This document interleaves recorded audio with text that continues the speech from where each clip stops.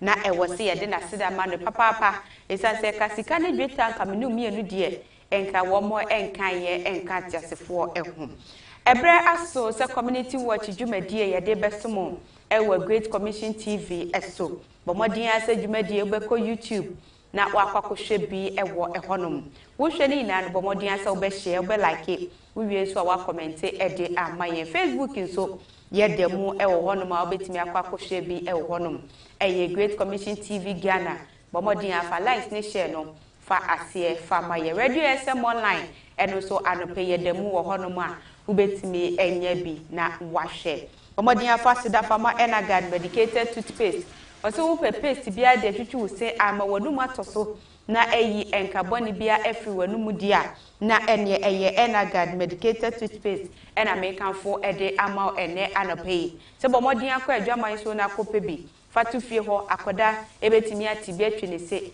peni nso betimi atibi na efie ho nyina no muntiti bi ntwetwu mosesa etanse ne booro ewo fom ankasa eno nso wota eche boso miensa enan ni nanu na paste ba ko na enya ensa ye nti bomodin a na ko provision store bia eben na kokoje Enagard no ebi fakotu fie ho na munyina munyusi Go Same Travel and Tour osefo akwantu ho nsam nyina bedan no se eye oman ben e na opesa wokoso Poland e na opesa woko Oman e na opesa woko empo Italy Germany Canada ni nyina no yaye krado si yebetimi aboa wuni visa e na opesa ye boa e wo visa gem empo wuni passport opesa ye boa anase wo passport e ni bibia na so no opesa yetimi e de kopie mu amanone ni nyina no yebetimi aboa e di hudwuma e di ama kama na wonso wako ukwenso adwuma da hono ma etwen wa woko akoye nya fei e na woko akope adwuma aye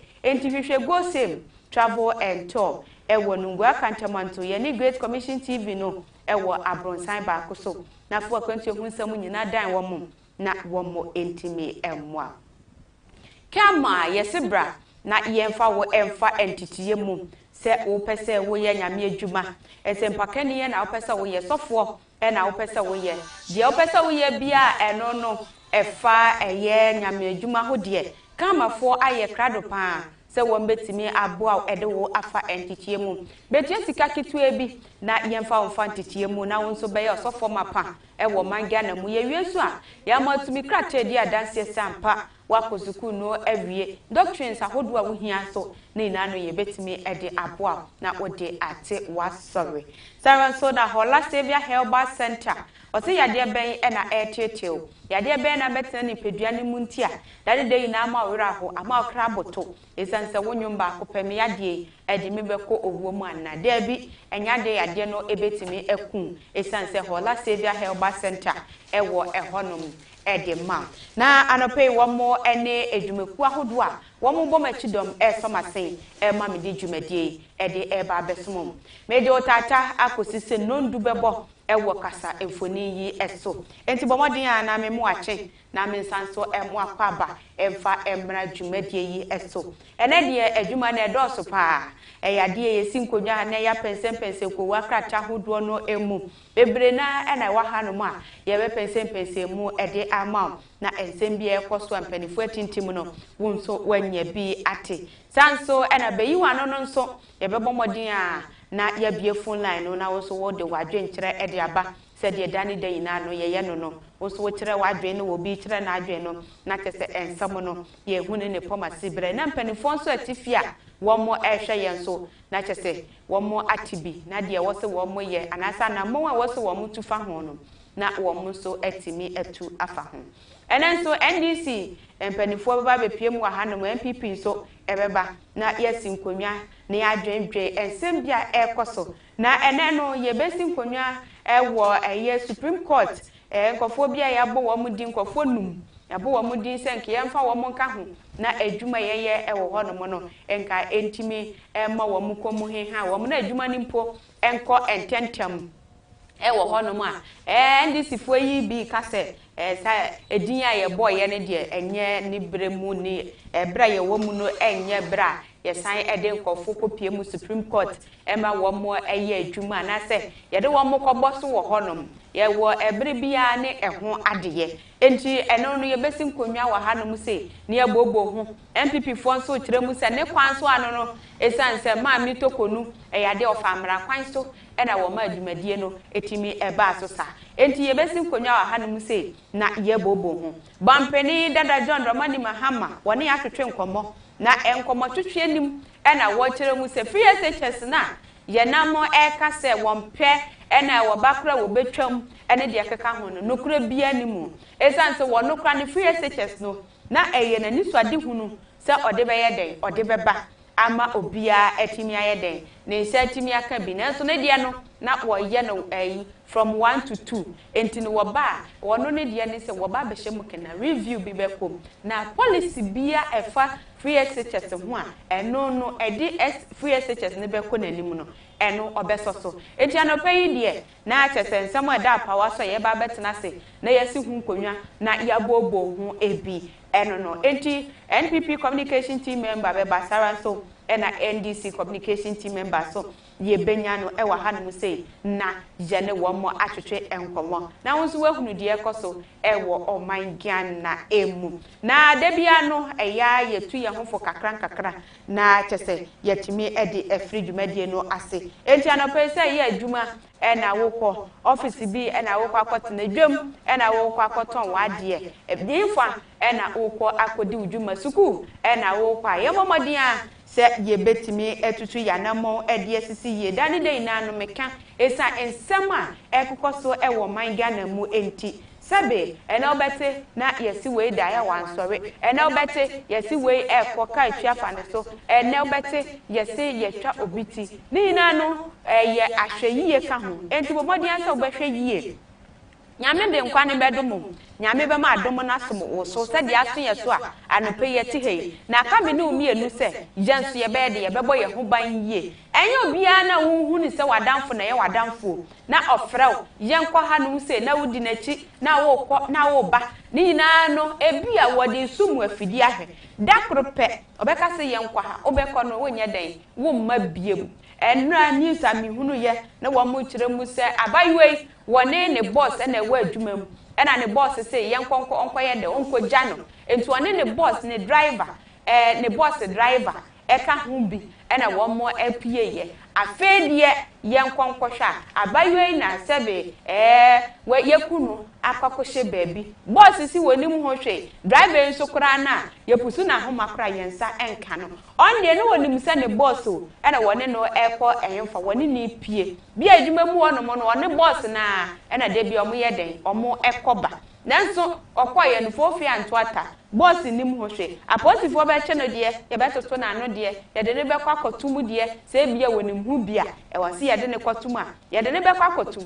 nanso busa ho se wona wewuo no besan aba ye de ne tum mfihye du aduonu kura na busa ho se wo dreams no ekosi sen aka odi akọ asamando aka utrim enti yenya hwe yie papa unu obi na nte hwe wadidie mu yie obi wo hono ma aduane na mudi no nye de bia na wo se wo ne ye de edidi because otoma wudi na adwi mu no obekasa wo de wunyame so mfaso na ne meche wo shege yenhwe bible mu ansa ne ebetimi ayi Yesu ama no na ono ankasa na suafo no wo mokoba no Judas ena timi ye den ekire ye se me kwa obi amefe na no ono ena eye Yesu Kristo abua bi beka wo nso a na efiri ntumam enti ne ansa na obi befra bonten na obenya wo no na kyese nimpa no oni efie nimpa adwen afam wo ho wo mapam ehunu se ye fa ne se kwa ne se ya ena ebeye yie bomodin a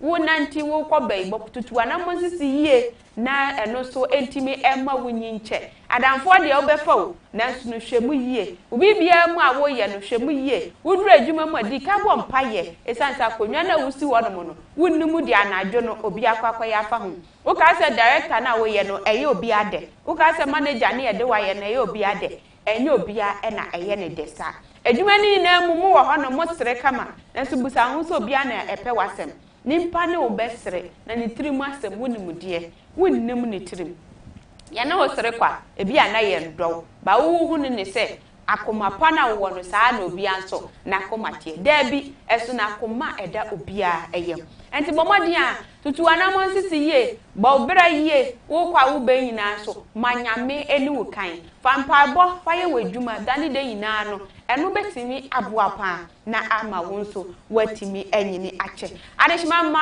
eno ne mi nkran hyansam a anapemi di jaw anase futu sema yedi tu ye hofo na enne de yetimi ede ahye ayi eda no ase anasa brabo bia ye kwakobo bia no yetimi ede ahye ase enti se yesuku e na wo hweme anase empo no he e na wo hweme wo dwom na wo hweme wote wo office e na wo hweme hospital e na wo hweme bebia wo hweme bia no pemi mu ache emu akwaba ede eba community watch dwumadie yi eso midi ede na nekwia achioba ata me ena no pe midi dwumadie mu chiame ekosise nondu ebebo ewo ahanu mu se enti ma yenyina we so na ye ntwa ye ho emra ye ba ensam no wankasa wunim ya chechire ne bede ye besane mu nkakra ede amma ye ba sesia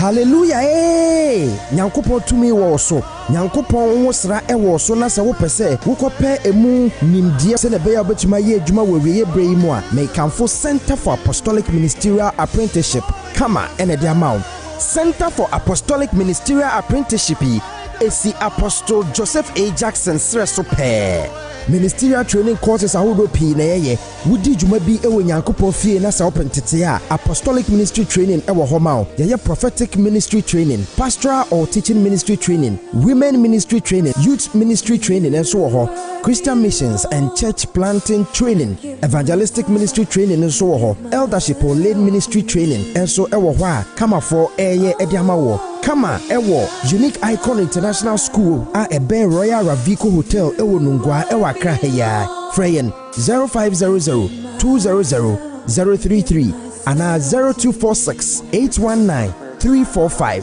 Sawo bejen tete ewo kama enyema we bi na osabetumi aka ministerial license any credentials apostolic consecration for apostles prophetic consecration any ne akeka hu nyina won sabetumi aka bi Center for Apostolic Ministerial Apprenticeship kama where servant leaders are trained.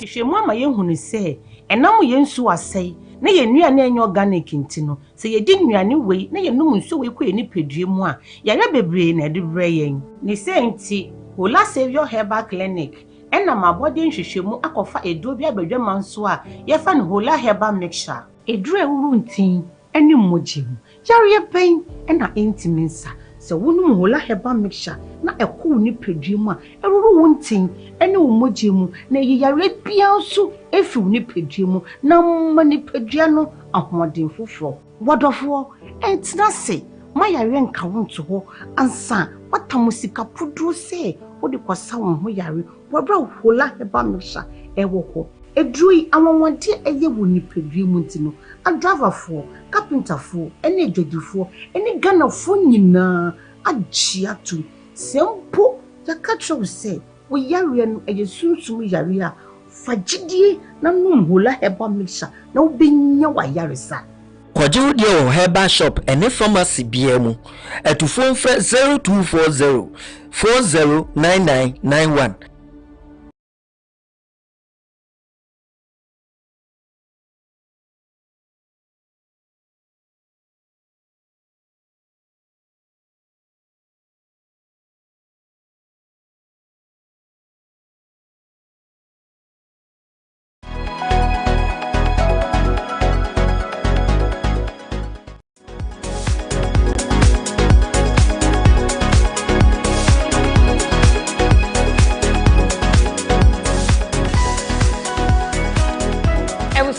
yɛda se papa sa wogye bre na wone yɛn etena yɛn ɛfa yɛdru se ɛyɛ kowa krata empensempensemu na ma yɛhwɛ krata ahodo na yɛnsa aka no ebi ɛwɔ ha no mu se ɛna the new crusading guide ɛwɔ aha no mu se ya yɛba bɛhwɛ na yɛbobo ho na anim hɔ no mo no ɛna ɔde abase AJ makes case for CJ for more Supreme Court judges ɛno ɛwɔ crusading guide no anim Osini Azonto jailed for falsely describing himself as chief of Ayikwe Doblo and also ewo krata no enimu ehwo no ma yebehwe na yabomo ede amam. Osi Senate defense decision to offload 60% shares in hotels and also new crusading guide no ede aba.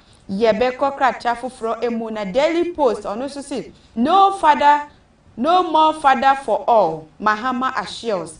Osi Honorable Joycelyn Tete gives out 19,575 for breakfast for 783 BECE candidates and also ewo Daily Post kowa kracha no enim honoma ose Akogwan drags national security and 3 others to court for wrong seizure of vehicles. Court to hear case on 28th of July and no ewo Daily Post no emu Daily Searchlight and also at the Abase Mohammed's hopeless pledges Ghana's plant media and also ewo ehonoma yebehwe na yakan bi ede ama dispatch and also the Abase Opoku Prempeh is a fantastic person, not arrogant, NDC MP admit.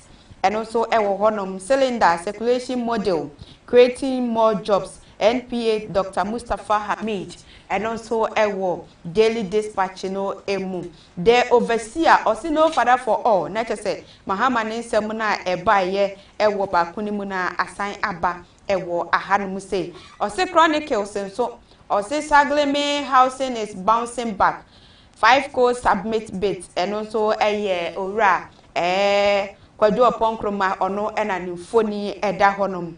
Police working hard to locate missing NDC organizer. Mami ya nanu ye kache use wayera no. Aposifo atiremu se wombo muhomodin pa se wombetimi ageno. Sale of La Palm, Labadi, others. Senate rejects Rock City terms of payment. Hotels still not sold. And also ewo the Chronicles no emu. Daily Guide or CEC chair IGP pledges credible elections and also ewo ehonum Bawumia present na napo to Otumfuo today.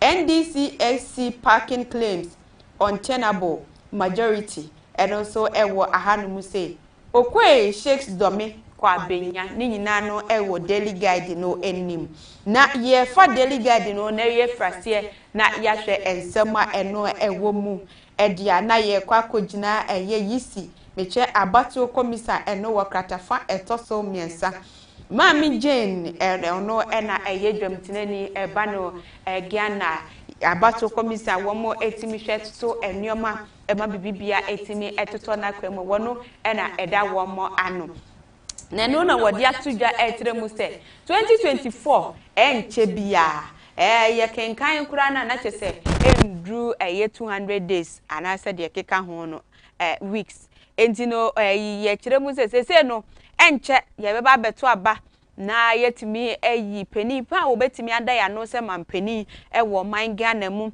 ye wie nso amrahye bedwafo yi yetimi ato wo mo so aba ene de oye na adwuma yie ye be maye nso ene ne yesi ufom na abato no kura na ebi mu wo hono mu a wo munya nkwa aban mu wo mo so ya pa wo mo a ye hwe se ye betimi ato wo mo so aba ede wo mo abeka ho eno nam so ena ma mi Jane wo kire mu se afi abato a ye ba abeto no eyade wo ma ye krado pa se wo mo ebetimi aboa ama bibibia etimi atoto na kwan mu eba ne se abato ye to etensu sanso no na ebi mo ekase ene mahu ni yie ene de keka ho na afeyi de no enye saa ena ebeye bibibia ebetoto na kwamu mu ada hono mo na empono wo a wuti fie do wahunu sampa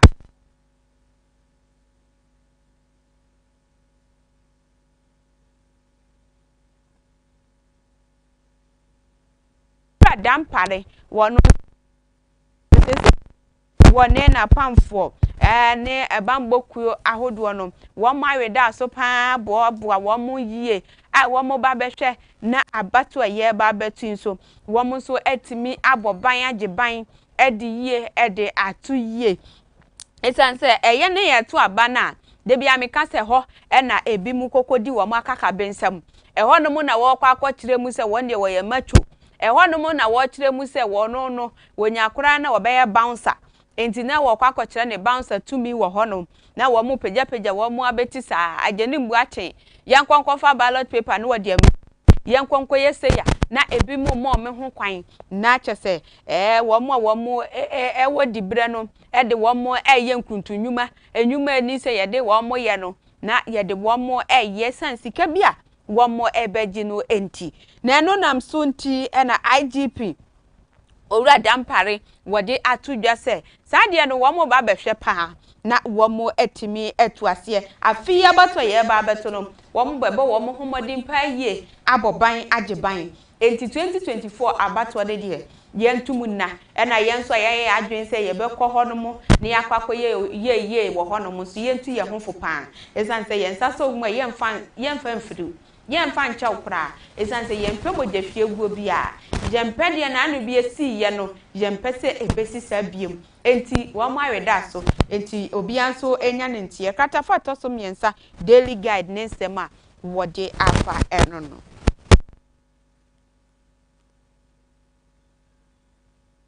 no eno si Bawumia present na po to Otumfo today na chese ene na Otumfo ose tutu na tena ye anase na so ye no mampeni Dada John Dramani Mahama wode owura na po eye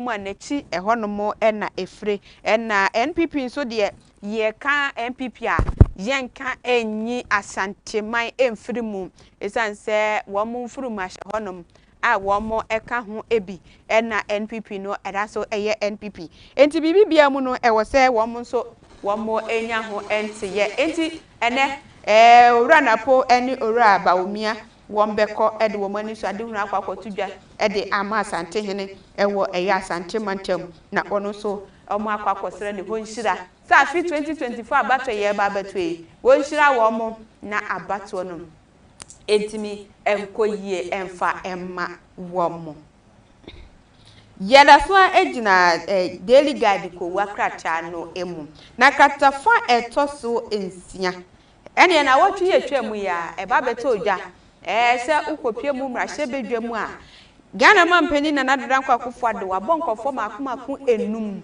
se wo mo nkonkoboa na wo monya justice ahodo ana se wo mo nkoboa e Supreme Court na yenni asam e wo honom na eno na krata no kokodrum mrahye bedwam kra no na chese dom kuma wo honom kire se dabi wo mo ntiase enya de wo mo gitum se nkofo no mu yenfa wo mo meka Supreme Court honom na wo mo meye adwuma e wo honom dabi enye sa na ewo se eba no nanu na ne wo mo kire mu se maame Gertrude Alaba Tokonu Chief Justice wono na ye den ebodin se nkofo numi wo mra na Supreme Court honom wo meboa no na wo mu ntimi nya adwuma sanse ade cha cases no eba na eba na so sanse kamia se wo mo no so senti no na de bia no case ni bi wo wa ne etutwihye dasa enti wo mo so de wo mo ahoden beboa na nka ye den etimi aboa pa ama edwumade wo mo edi wo honom no akoso jojo na chese bibia adeda na kwamum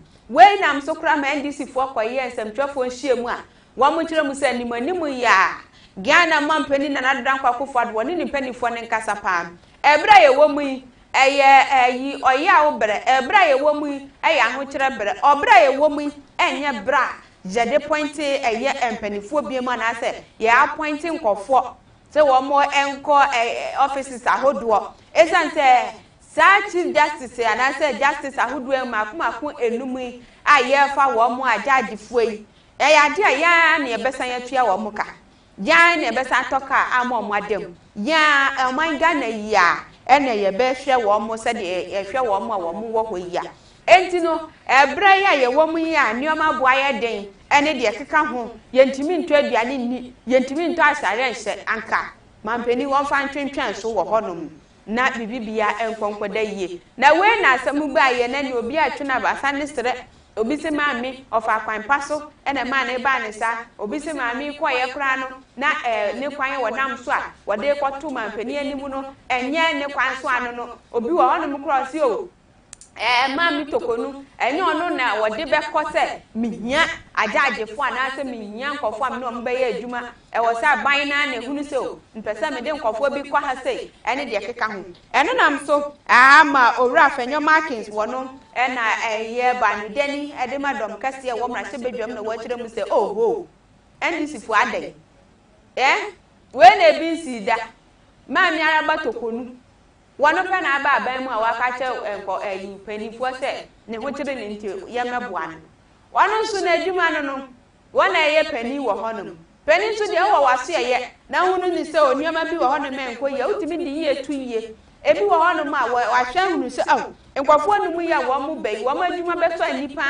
wo be boa ne wo mu aboa yie enti ne be de wo ba ebe ye yie ene wan sori amfiri ni pem anko appointing nkofo se munko mumra na ye nya adwuma da bi na mi di fa kwan so wodi company fo wo se wodi ko wo mo honom edi ko duadua wo mo so a na asam no mu ina mba ye de mba nya bi tiye wo mra se bedwam enti ade na afe de mo ma na ye se maami kura no nya na mo wo tu ye no na eni se wo tu ni sa anase ba bi ode fa ye kura no na eni se ode fa ni sa da bi maami no ne kwan so ano no adwuma de wo ye na wo bra utimi high lawyer beboa me ewa hanu mu sei na menye ni sei na enko sei na entimi nya dai enko nanim entino owura Afenyo Markins ka kire NDC for se mu hwe ye munye steady wo hono munye steady pa esan se no kamia se mu no ye di asamba na beboa ye kra na tese mapushi akose baabi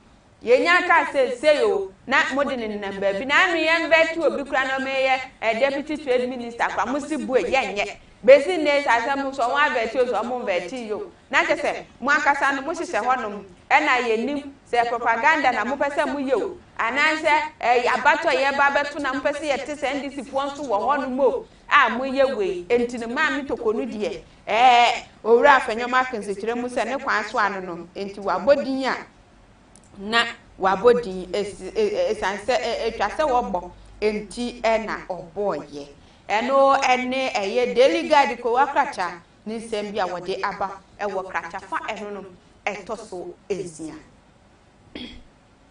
mayen for the chronicles na yenhwemu ewo ehonum na eno Osisa Gleaming housing is bouncing back 5 calls submit bids eno eye ora kwajo oponkroma ena ede aba na wono ena eyo so afọ wohwe adansie ho ensam eso na anu ya da ha acha kakra mampeni dada John Dramani Mahama na breso ena ye kokosisi affordable houses bi ewo Sagleme se ye ba behwe na anka minu mienu yegusu ye adwuma yi a na wohwe na se wusika bi ewo hono ma betimi di akwakwaji dan bi na dache wukọ pension na watimi ene wabusuafo akwatenam ananse wankasa mfo be kwakwaje honom ne wada honom a eno no ne buo no ebeye fofofo ama obia atimi agibi ama no so ne ho atimi atono na no Sagleme wukọ yeframantam akwan ne so ena ewo edan ni sisi honom kama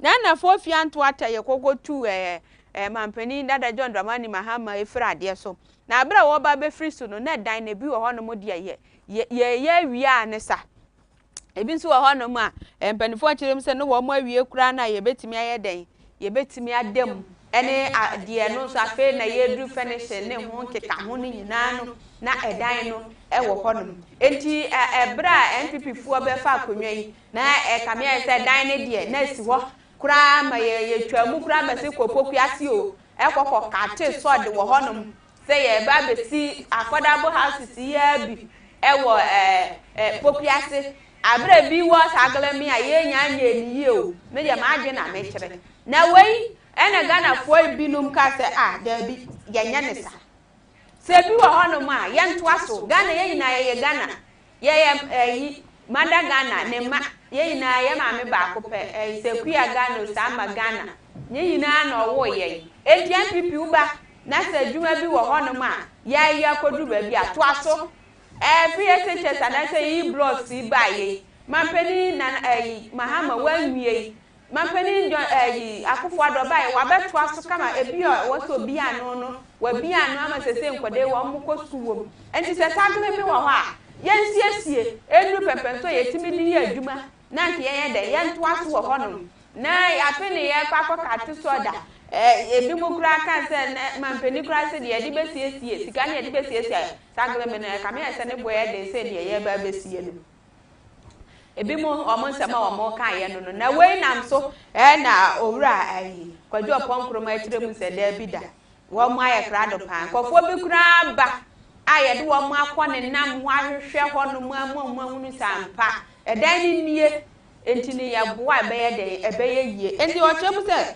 nkɔfo maako 5 anasɛ companies 5 anasɛ organizations maako 5 na aba sɛ deɛ wɔn ayɛ krado enti wɔn bɛsɔ yasen paa ama sagleme affordable housing no yɛtimi awiewie bibibia ɛwɔ ɛhɔ no ma ɛno no bɛtimi aboa paa esan sɛ wɔn mu wi a mpanifoɔ bɛyɛ de ebetimi ɛde dwuma na wɔn nso a wakɔ ahomegye mu a wopɛ baabi de wuti ato anasɛ wo kora de afei ɛna wo bɛbɔ bra no mimi wɔ misika metimi akɔ bi a na kyɛsɛ wakɔ akɔgye bi ɛwɔ ɛhɔ no na ma yɛmfa de overseer ɛyɛ kowa krata no emu ɛna yɛkɔ akɔgyina mampani dada John Dramani Mahama kwasi adai a wɔne yɛ twetwe nkɔmmɔ nsɛmtwɛfoɔ wɔto nsa frɛ yɛn ɛne yɛn twetwe nkɔmmɔ kyerɛ na adwen ɛfa nneɛma ahodoɔ ɛkɔ so wɔ man Ghana ho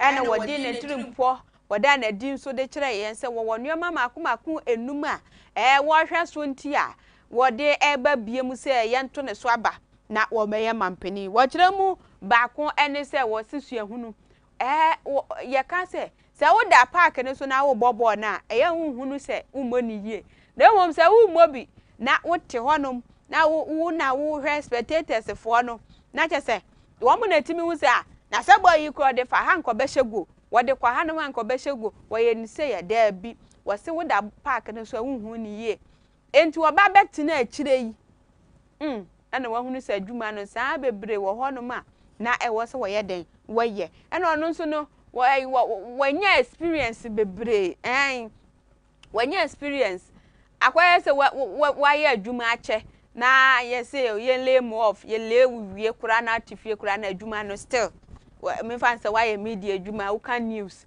ɛna sɛ be adwuma no egu na wakɔtena fi onam kura na news na da wano o asɛm a yɛnsom akwa na woka ɛna no behu sɛ na wokeka saa because adwuma no wakwadere wom enti no wɔkyerɛ mu sɛ wɔn experience wɔnya experience ankasa ɛna no wayɛ ne homework nso yie ba wo ba yi de ɛnya afei na wɔba bɛtena hɔ abɛsosɔ nneɛma bi daabi na deɛ titiri paa yɛ katasehye prɔyɛ dwiri mu ne kankan na ɛkɔ so wɔ man Ghana mu no ɛna wɔkyerɛ mu sɛ no mbɛyɛ father for all ɛna ne yɛ bɔgye ne so mampani ma ama deɛ wɔyɛ nyina yɛ papa enti ne na kyɛ sɛ mo de fa nkyɛn cross country na mo cross na efiri ya na ekwa ha na katasehye na proye na dwurimu na kankan na wasi dabi senyame ya na dom na bonsam nso boa no na odi ne ho afofi na afi 2024 abato yi yetu ne December na January yebomodi ya pagya ne nsa kosoro se mampani da yi dada John Dramani Mahama kadi machi na ampanso wakase me yi Mahama me swai aha no wo sawie ne ye de ne to kan konwa ne pe forget it father for adwuma no wagyae wonye sa ade ne biem katasehya no wo be yire ne ho ankasa atu ase esanse ka ho bi no manga na yenko yanim e ka ho bi no manga na no enne nneoma bi wo honom a agye aguo ya to na jeje mu ene ye ka ye se an obi aye bi we ya wo be osi da bi afi we wonye sa 2024 mo nso ne hwe se mo so ne hwe se de obi ba ye so o se ye nso ne hwe ye so ne hwe ye no ono so se ne policy ye nso ne hwe na wo mra na ye hwe se katasehye bi beba mu amoye galamse mu amotete aban mu am galamse no galamse mu ka ho bi mo nso amohyehyɛ sumase amayi mu animu di ahye obi amoye galamse tutufo magudi sensase ani nsuo ne de keka ho no masa wo ba mu nyina no wo bebo mu galawe kura wo be yi mu asisisi baabi de wo mu a wo betimi abo man Ghana no de ahyehyɛ honom enya afei ene ye bebo udi afei ne ye befa wa wo be kwakoduru anom kasakura na wugina honom na se wo horosuo se wo ye den yo na kyese wo de wo adwen no sebe de wo de kɔ ne se mi ko wiadi mampeni dada jondromani ma o se afi we won soso so nti wo na adwuma na wo ntimi nya tranchen park kosi no parking na obi foforo emeto aso the overseer ko akrata ono so ne nsem a ode aba eno no na se de running mate ede ma mampeni da abedi akire ba omia ye owura na po Matthew opoku prempre doctor wono na wo ye openipa wono na wo hwe nyina mahoden eso ewo oman Ghana mu na akyese ye kokoda sore ye no ne wono na mpanifo akire mu za dwuma ne de wunimu ye na wunimu ye na wo bra sonso nyame se wo hyira wa wo hye bon mu kura na obeyi wa hyira enti no na akyese owura na po ne bra so se wo be ye vice president edema oman Ghana se nyame ye wo madom na yeto wo muso aba na wo mudi nkunim a wono na ebe vice president eno na wodi atudwa se ye momodenya na NPP fu yi wo munyina nka mom na wo monto oto adwene fa akoma kro ne adwenpa entai wo machi na bato ye kwakopri no wo muntimi ne nkunim sanse ehia pa so wo munyina de wo monsa eba ye adwuma aka bomu we de na adwen ba a wo yemfa ne sei entuwe ya mokoboy nsam no mokọ amonka ne sei adwuma mokoye kura no uhunu se aha no wo paato ha be yie na munyina mo kyekere mo adwen to adwen na mo support wo mo a breaking it de se ye fala breaking the it ye fala on be fa kura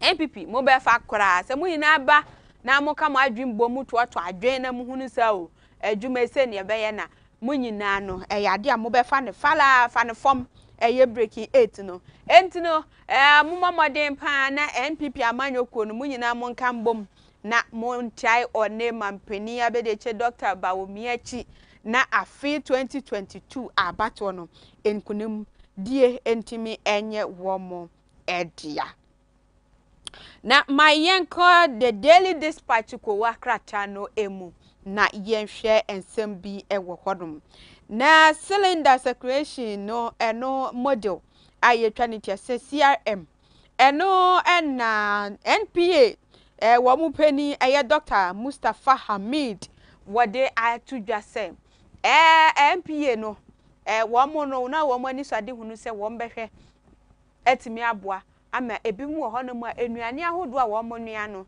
wo mu banue aduane no mbedi bewie na asanja wo mu yade na de yade foforo bi aba no mpenim esanso bi wo ho no mu a wo no mo chia na oso nti obeso mo chia ne bewie no na kyese obubuja no de hihye mu sana na wapama kyesatum emusie ni nyina bekwa kwagina aduane nim na kyese wo wie wasan adi na eno owura mid na eka hu se ede yade foforo aba ebi nso ho no mo so call pot na eno nso no na kyese enwusie saa na eno nso de yade aba na empo no ebi mu ho no ma gas no wo mo kan se o media me kofeli ani boya den dodo me gas ko ho atutu anhwa na soja apaja na ama me ho akere me edini na wo mapake si wo osi da bi one more the cylinder circulation model no de baaye se ba be boa pa ene o cylinder no se ye kese se ye adantamu se ye ketwa wuduru wanu mapaja fa ko ba bia ye fele bia nti ukwa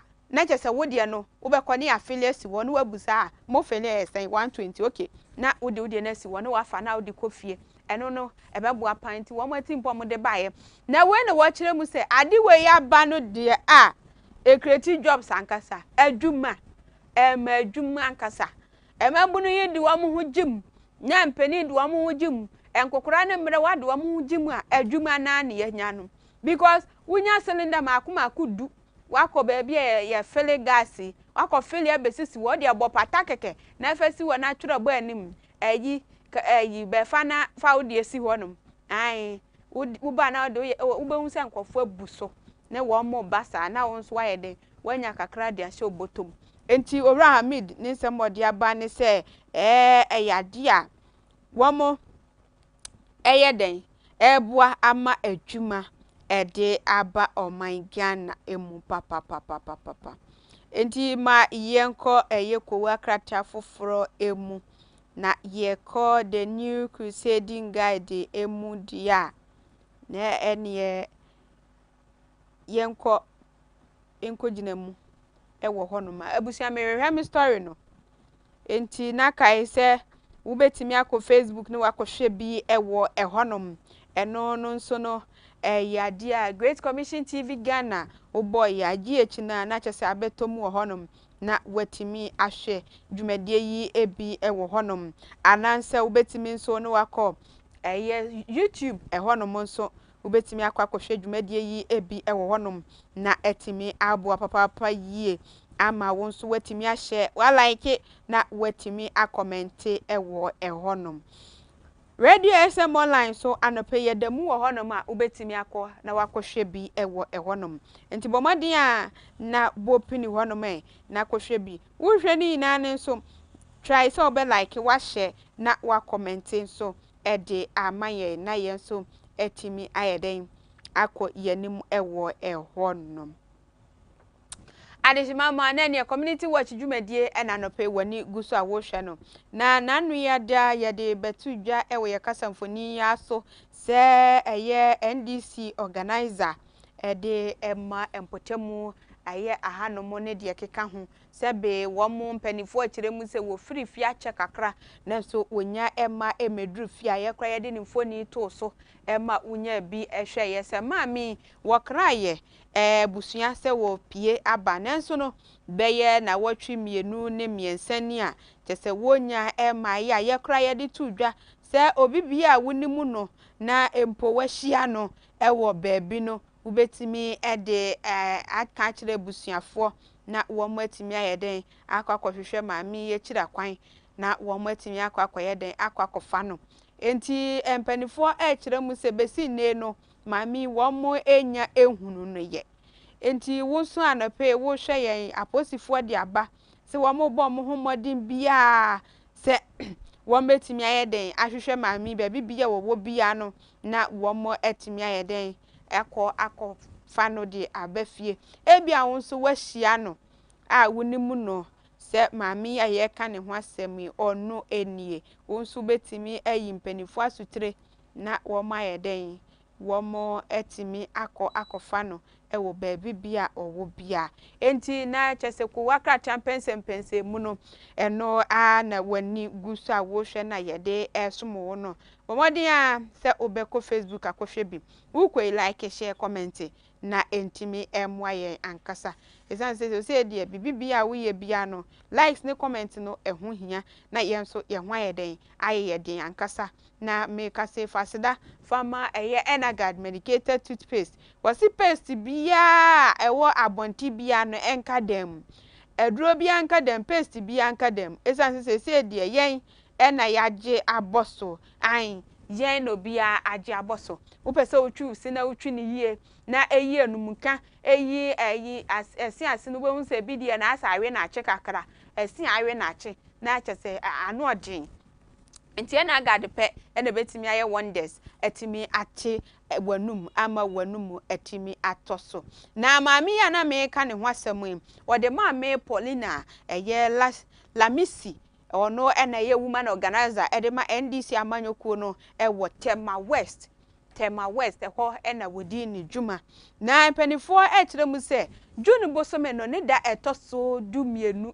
12 ena ofiri fie se pani die wanyi enti wo twa ne ho aba nanso besi nne ya ye keka ko 12 na chese 1 month nie yenya ehunu maami eno nam so ena aposifo kire mu se die wo monso ebo wo homodin paaye se baby bia maami ahye bia no wo betimi ekọ na wo mo ehunu no esanse busua kire mu a baby o maami di na agro kọ nyina wo mo akọ honom oni honom baby a wo mo nim sa ha de ya okotena ho mo akọ honom oni ho ma frɛ ekunu frɛ nuanom abusua ni na frɛ ne namba nso a ye fra enko nti se wudi maami Paulina Lamisia ubetimi empanifo asutre se wahunu ni wo baby a ena wo mu kire mu sa homatofo betimi afrɛ so 0543 180 507 0543 180 507 ubetimi afrɛ wo mom ana se 0244 484344 0244 484344 enti ubetimi afrɛ wo mom na wotimi akyerɛ wo mo sempo wabomodin ahia maami wo baabi ana se wehunu se wodi dwuma bi a na wayi abusuafo asutire na wo mo nso aposifo dwuma di a wo mo edi nso no na aye bokoboko edi ama wo mo dani de ina no yetena ha ya kan se enuoma bi wo hono ma Ghana enkoyie o yenhwe ye ho yie ensuo na etoi ensuo na etoi ensuo na etoi eyade a eha adwen yankasa ensuo totɔ efom ye toro enso na ebi mu die wo mo akɔhye baabi na adwuma wo mo di eni se wo mo di no na kyese wo mo ye de wo mo edi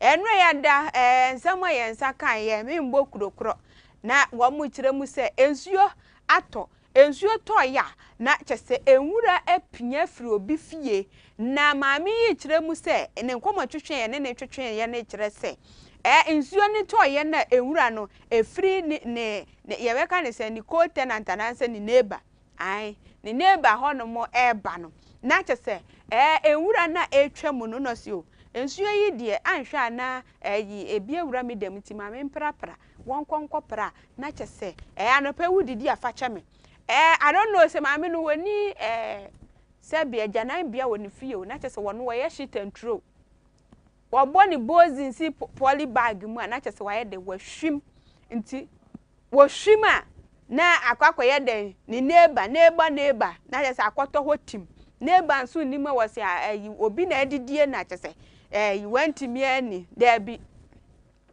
wantimi ani na ye den wa chechere na watu atwene wonti na kyese ewura na de kye bia wo pra poly bag na ya bɔ ne boa na wo pra ni nyina na kyese neighbor na ye den ya wo yesa na Ghana momienka no kuro enyoma bi wo ho no ma ha adwen wonu mu se yade wo ho enenam mframam mu ni agyanan bia kura wo ankasa wo tenant bia maame meyam ya meya o maame mfa wayi nso kakra na menye den me nso menya me hu yie enti no hwe na se ehwa na ade beye wayi a bosume se apɛ kakra ma na maame ye betwe ayi a na ode asoso na wo de ayeden wo de atua na wo de daabi o na wo bɔ ne boa kyese wo ya na shitentro shipeten we wo ye bema yesi mema na eye na isabi wo mo hye bonsam tawai na wo mo yes ade no oba nso yesei oba wasiesie ho anam abonten kama na yanko wo fia na kyese wo ye shitentro shipeten wo de peti ba bia eno na ye kasa no pe enye nsuo ne totɔ ensuo ibeto ba wie na ebi yare wo be yare ose a ensuo na me fa mu na ma yare nya se nsuo no enuoma nnam nsuo ni mu no eka ho bi na de yare no de aba na anu ne ye ka wo ha se enwura ne dɔso entinu ba hu se nsuo beto no na kyese akofa nsuyiri aba na sa na ye nimu se boaboa bi ni na mu kra na gata ni ntimi no na gata de bia no betimi asoa eboa obi akoye na ade awie sebe wodi agu polythene bag no ode akama gata ne be den de akọ ni onu kra ni bubefu bi ko wudidi wa ama no ni wa yi echensunsu aso aba na wo de sua wo no se won kwatu nwuma wanye nti wo nso anu so kwagya de akoto obi fie na je se fie ofo na wo mo ye den wo mo bre na bra na mo ye den wo mo bre enti no ye momode mpa ye ntu ye ho fo ye timamuni wo yamfra se behwa ade nso hu bi akasa mami waka cross me ye mboni di mi mboni di nso mfa ba bi otimfa ntudwa na neba akofa ne ho asem ahye ne tirim wo ameke kura no pe wunim ho se wo hwa me wunim eye nyesa yentina fie nyesa entina wono mo enkasa me de menni ayi be agyanan bia ntino na public toilet na yesi na ye den 50 pesos one cedi na wu kotua ye ho ye ntino ama politin bo ayede ene ni na aka ho polybag ne bo ayede akasa ezan se bi mudwuma o mudidi anie ye de ba se ye fa nkyekere ade wo to ade na ye de ahye mama ya nkasa fa kohye baabi fa ye hyepetin fa koye hyetantro ayi me kaita mo ye ko school takrade abonten so ye nam wa enframe bua na ade ne tifri ayi na esensen wires no light wires na etwetwa kurom ni bi ade no esensen ho ye de bi etwam ndi enim se ye normal rubber na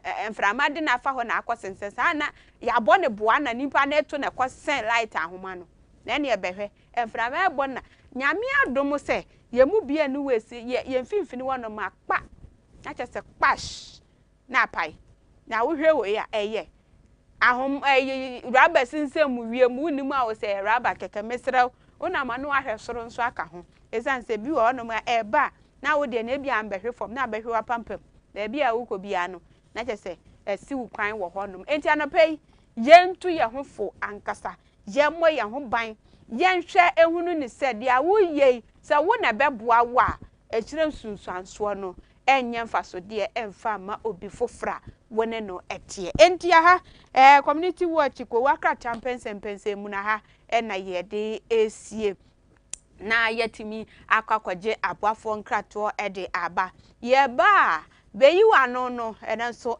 ebre aso ye de besomo ye ba bomodin afre na yiwa no ensem bi wo hono ma ekoso wo manga na mu a etwase ye nyina no ye toto adwen ewowo adwen ewo ho said ye ebeya ebetimi aboa ye nyina eno amekan ye wa ha se langa de hu nsem ya ye kan ya eze ye nya hu ensunsuanso papa eno ase wutie mi a otufo se tutu osese wunnim na wo asantemam wo yo hene wusi so ye de wate na akonwa so na wo bomusuo ne ye nkwate ne wotia ne wo hwe TV ana wotia ne obi aba ose papa omahene otumfo mikura wonamu o wonimu se wo hene nkwanta bisa ne mpesua so langa defo ne nkofo de abo ani ha ho won bebusa onya afi ne wo betoto wano kra no wa be ka dia wo pe da bi wo be yi mpaboa ye die ya ye ka wa ha fa langa de hu ye no ano wate ene wo ye den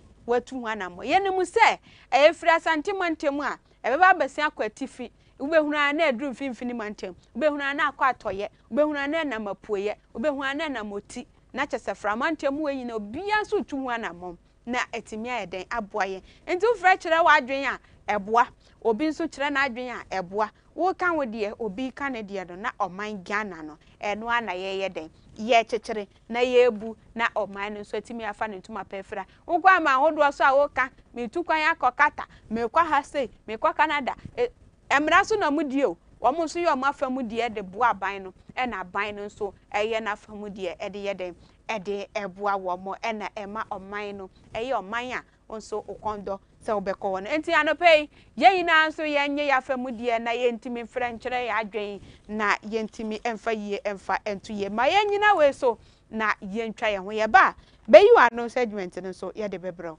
ye ba sisia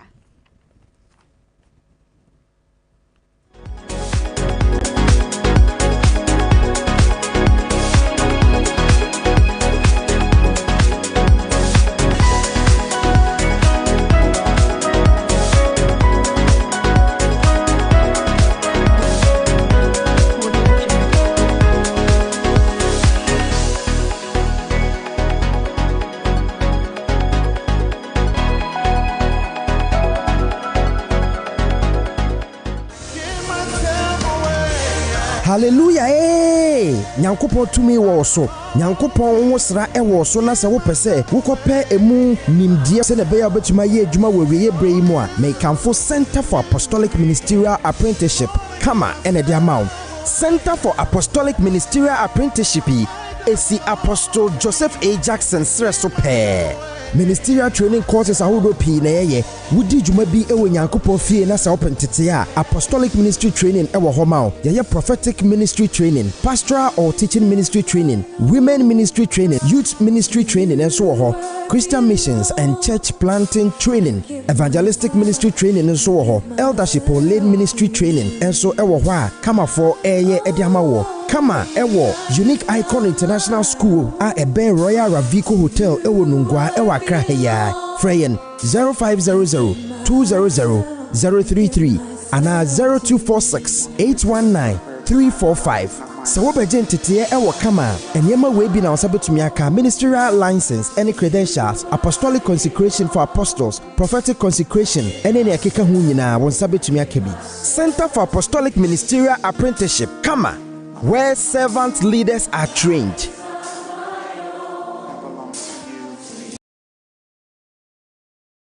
Nhwehwɛmu ama yɛhunu sɛ ɛnam yɛnsu asɛe na yɛnnuane enye organic ntino sɛ yɛdi nnuane wei na yɛnum nso wei kɔ nipadua mu a yɛyɛ bebree na ɛde brɛ yɛn ne sɛ nti Hola Savior Herbal Clinic ɛna mabɔde nhwehwɛmu akɔfa eduro bi abadwama nso a yɛfa no Hola Herbal Mixture eduro ewuru ntin ɛne mmogye yare pen ɛna entiminsa sɛ wonum Hola Herbal Mixture na ɛkɔ nipadua mu a ɛruru wontin ɛne mmogye mu na yare bia nso efi nipadua mu na nipadua no ahoɔden foforo wɔdɔfoɔ ɛntena se ma yare nka wonto hɔ ansa watam sika puduro sɛ wode kwasa wo ho yare wɔbra Hola Herbal Mixture ɛwɔ hɔ edrui awonwode ɛyɛ wɔ nipadua mu ntino a driverfoɔ carpenterfoɔ ɛne adwadifoɔ ɛne Ghanafoɔ nyinaa agyia to sempo yakatrɛw sɛ wo yare no ɛyɛ sunsum yare a fagidie na nom Hola Herbal Mixture na wobɛnya wa yare sa Kwajiru dio Herbal Shop ene pharmacy bia mu atufo mfrɛ 0240 409991. Oh yes! Ebraso say wo beba o diet so say wo pese o ye nzentwani no abem. Ekwan na bie ejira mede the Ayam Media and Professional Institute echrewe. The Ayam Media and Professional Institute eye bia ye tete nzentwefo ema mo be ye nzentwefo mapa. Ye de wo mkra ne say practical ne 80% and a theory eye 20%. So we wanted to hear what the Ayam Media and Professional Institute. Yabemo akoye internship our Great Commission Television and so Radio SM Online and now radio and now TV station. Yeah, actually wo my Ghana. And today na yedema ono ebine graphic design, motion graphics, video and audio editing, camera handling, TV and radio presenting, communication skills, media law and ethics, media production, news writing, editing and reporting. It is a JHS Nwerie and now SHS and now push yapon say University akwenya ne da oma and ye men say adajo for the Ayam Media and Professional Institute CA I was 0544 713 929 and now says 0500 200 033 and now we call one office what Great Commission Television Nungwa Cantamanto Omobe St. Michael Primary School, the Ayam Media and Professional Training Institute, where professionals are trained. Shannon Sose Singapore accredited by the National Schools Inspectorate Authority Yetomutia from Nasia.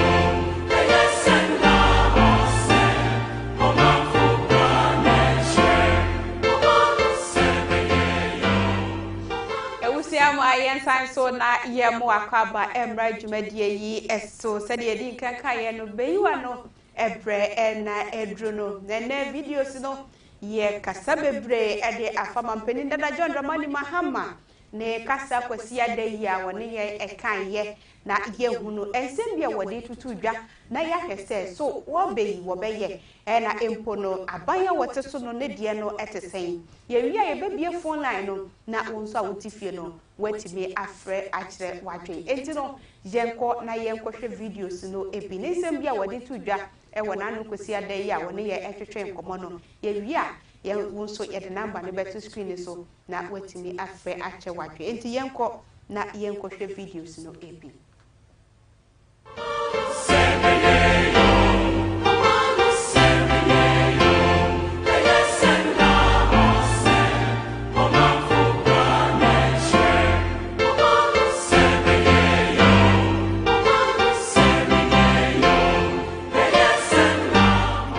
When I made the statement that I made, and that statement was in 2016, and it was made to justify why I deserved a second term in office. And I believe that at that time we had made significant steps in terms of stabilizing the economy, in terms of infrastructure development. We had brought the Etuabo gas processing plant on stream. We had been faced with a crippling energy crisis. We had turned it around by 2016. We had stabilized the power situation. We had worked hard to bring 2 new oil blocks on stream, which increased the volumes of our oil production and the value of our production. We had introduced a new Energy Sector Levy Act, which today is bringing in almost 9 billion cedis a year. And so there were several things that we had done. We had established a new port at Tema. We had built a new Terminal 3 at our airport. We had expanded the Takoradi port. We had expanded educational infrastructure. We had expanded health infrastructure with district hospitals and regional hospitals. We had expanded access to electricity and water. We had built new markets in many places so that we could improve trade and commerce. And so on that basis, I wanted another term to be able to continue and consolidate what I had done. And that's why I made the statement that I did. But this time, I come back to the job with experience. And I'm going to hit the ground running. And so even though 4 years is short, I believe that in 4 years, we can reset our country. And there are objectives that one wants to achieve. And I say that in 4 years, we can establish a strong fight against corruption. It is possible for a president to do that. I believe that in 4 years, we can begin carrying out constitutional reforms and reviewing our constitution. And that is an objective that I believe I will put myself to and we can achieve in 4 years. In 4 years, we can begin to turn around our economic fortunes and stabilize the economy. I don't say that it will become a land of prosperity, but at least we'll turn around the decline, stabilize the economy, and put it back onto a path of growth. In 4 years, I believe that we can ameliorate and alleviate a lot of the hardship our people are facing currently, because in stabilizing the economy and stabilizing the currency, we can reduce inflation and reduce some of the hardship that our people are facing. I believe that in 4 years, we can improve our infrastructure. If we implement the big push, we want to put $10 billion over 5 years in infrastructure development. It will include roads, it will include bridges, it will include the essential infrastructure that will make our country run. And I believe that in 4 years, with the implementation of a 24-hour economic policy, we can begin to create more jobs for our people. And so, yes, I think 4 years for the reset objectives that I have mentioned, one can create a turnaround and create a platform for resetting our country and giving it the opportunity to take off.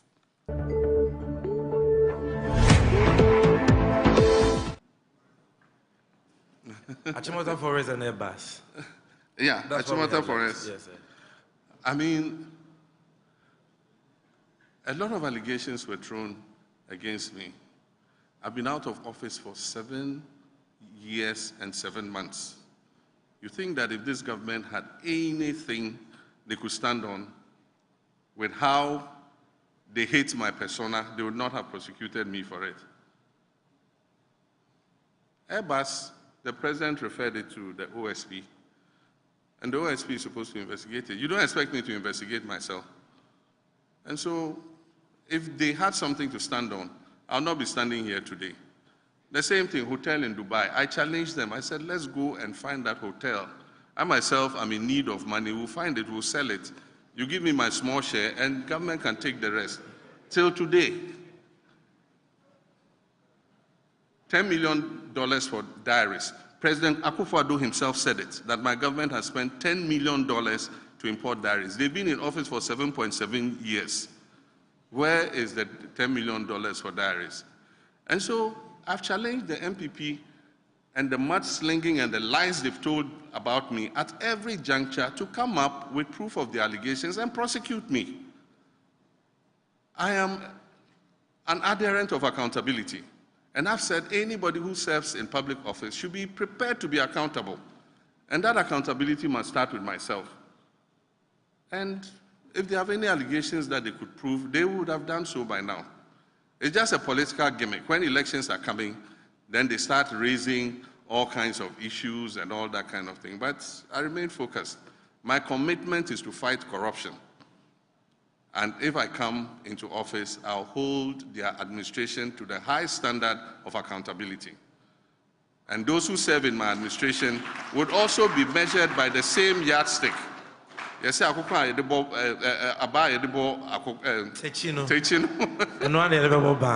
you, sir.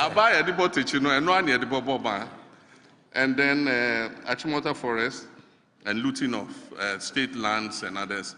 I've said that no person who accepts to serve in my administration would be allowed to buy any state assets.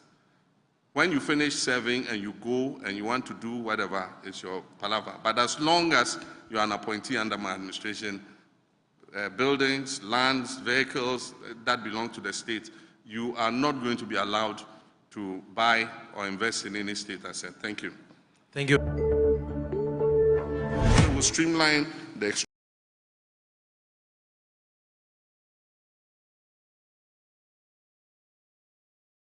But apart from that, part of the reason we're suffering is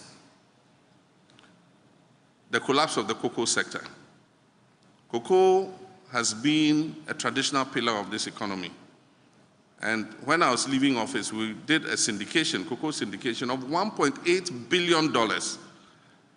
The banks had confidence in this country, and so they gave us $1.8 billion upfront to put in the cocoa industry. And this syndication has been going on over the years. Currently, the last syndication we did, we struggled to even make $800 million. I don't think we've received $800 million for the syndication. And so that injection of foreign currency that was predictable and sure, that used to come into the country every year, helped to stabilize the foreign exchange. Today, the cocoa industry is a pale shadow of itself. And so one of the things in the medium term is to revamp the cocoa industry as quickly as possible and make sure that its impact in terms of foreign currency injection is revived. Aside from that, we need to quicken our pace in the oil and gas sector. All of you have heard of the transition to green energy. It is real, it is happening. And so every country that has an oil and gas industry is putting in the maximum investment in order not to have what we call stranded assets. You will have the oil wells, but if that transition is completed, nobody will be interested in putting money to recover that crude oil and gas. These 8 years have been wasted completely. In my time, in 4 years, I worked tooth and nail to bring 2 new oil wells into production. If you look at the 10 years of oil production, From 2010, when we started oil production, till 2016, when I left office, we have earned about $3.3 billion from our share of oil production. In the 8 years that, because of the work I did to bring 2 new oil wells, in the 8 years that Nana Addo and Bawumia have been in office, Ghana has earned $7.3 billion. And so in total, over 10 years, over the period from 2010 till now, we have earned about 10 billion. 7 point something of it in Bawumia and Akufo-Addo's time, and 3 point something of it in Professor Mills and my time. For the last 8 years, nothing has happened in our oil industry. Not a single drop of oil has been added. Unfortunately, our production of oil has reduced by 32%. And so we're producing less. So one of the things we'll do is to quicken and attract the oil companies to come back. As I speak, E&I have run away to Cote d'Ivoire because of the unfavorable environment here. ExxonMobil was going to do significant work here. Because of greed, ExxonMobil decided to pull out because they thought the environment was toxic and corrupt, and so they pulled out. So one of the things is to restore investor confidence in the oil field. And there are oil fields and compartments that have been appraised that are just waiting to begin production. And so revamping them and ramping up our oil production and gas will bring in the needed foreign exchange that will help to shore up our currency. But we must also look at getting more from our extractives. We have bauxite, we have gold, we have lithium, we have manganese, we have so many other minerals. We will work to make sure that Ghana's share of those extractives is increased so that we can have more foreign currency coming into our country. We produce gold, but because it's not streamlined, a lot of that gold is leaking out and individually.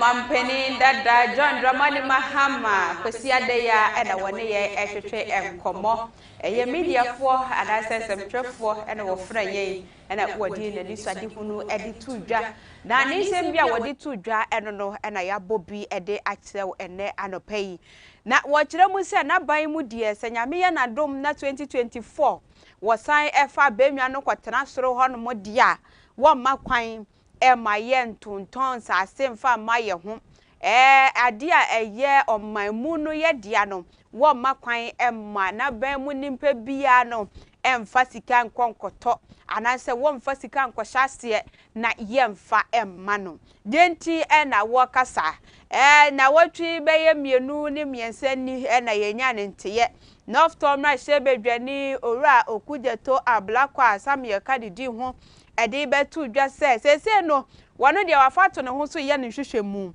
na wakobe miamia bebre te se cantonment ene de akeka ho ensasia ewo ho no ma eye yankasa Ghana fo ye nyina ye dia no kamia SNPP fo ehye sumase na wo mo ye den wo mo fom wo mo tonton de ma wo mo ho eno kra no eba bonte a wo de baye enna ye nyanente yenso se Snit hotels ahodo e wo man yimu maako ennan Labadi beach ka ho ene Busia beach yese La Palm so ka ho ebi eno nso no ye hwe animu ase shells bi wo mu a je ba beton eno 60% no kwa owura Brian Achiampon ho wono na mpanifuo kire mu se ye de offer ne to wono na wo mode wo nuama ba ye be hwehwe ya na wo na ye se ye de ye den jede mano emanu timi to shares no 60% ebe ko ne ho na 40 no abeye ye aban anase ye dia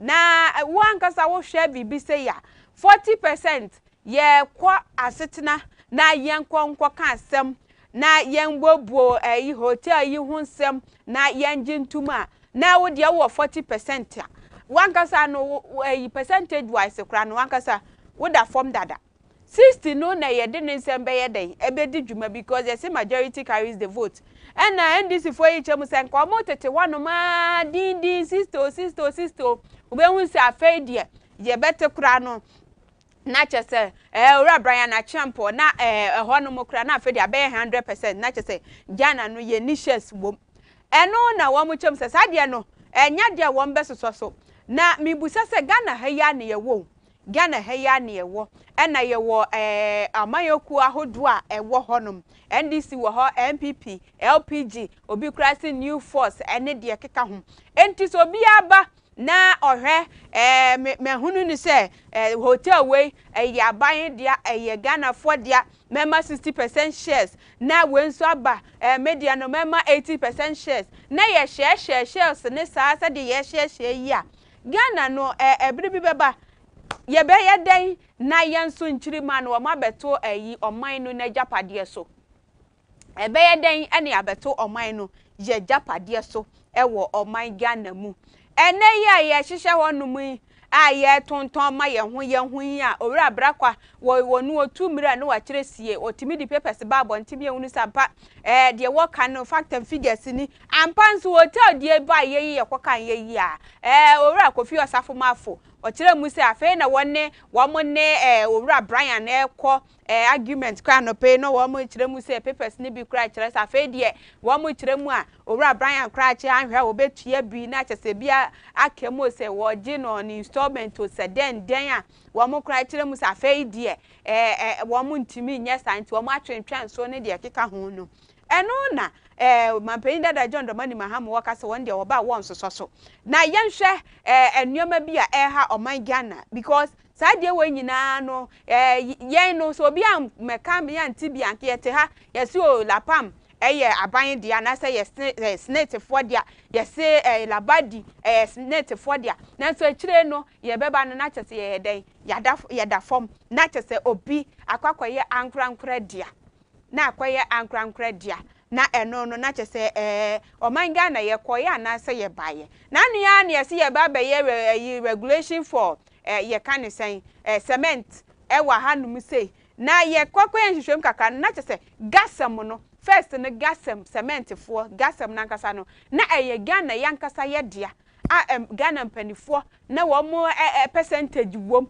enso aban bi ba ye no hwe ne ho no si o me de gasam ebe ma abrofui na chese wo mo percentage na wo mu no kra no kame ese wo mo akwakoton enti ni Ghana no se no gasam no ye ntimi nka nche o mo se o mo nya no sei anase ye nya ni sei because wo shares a wo mu kra no esua enti ni wo kasa wa no na nya den endru dwom wo honom nanso se yankase yetimi kra ye ho ene yetimi hwe so yie ma bibibia timi toto na kwemu honom a anka gasem betimi aba abonti abeka so price we ye fanton cement we Ghana yankase ye cement ni enti no ye pese ye price ni sei enti monso a modi akire anasa abrofo na maba na monso mo ye cement no monso mo nya den munya ni sei nanso ye ntimi anye ye de akwakosi awawa ye de ye percentage wise na ewo no ye de akwakoma obi mo ma sese wo mo no mudi ye so enti se Ghana kra na ye kakra na gasam no ye ni sei bia wom say Ghana ye beka se yankase ye cement pa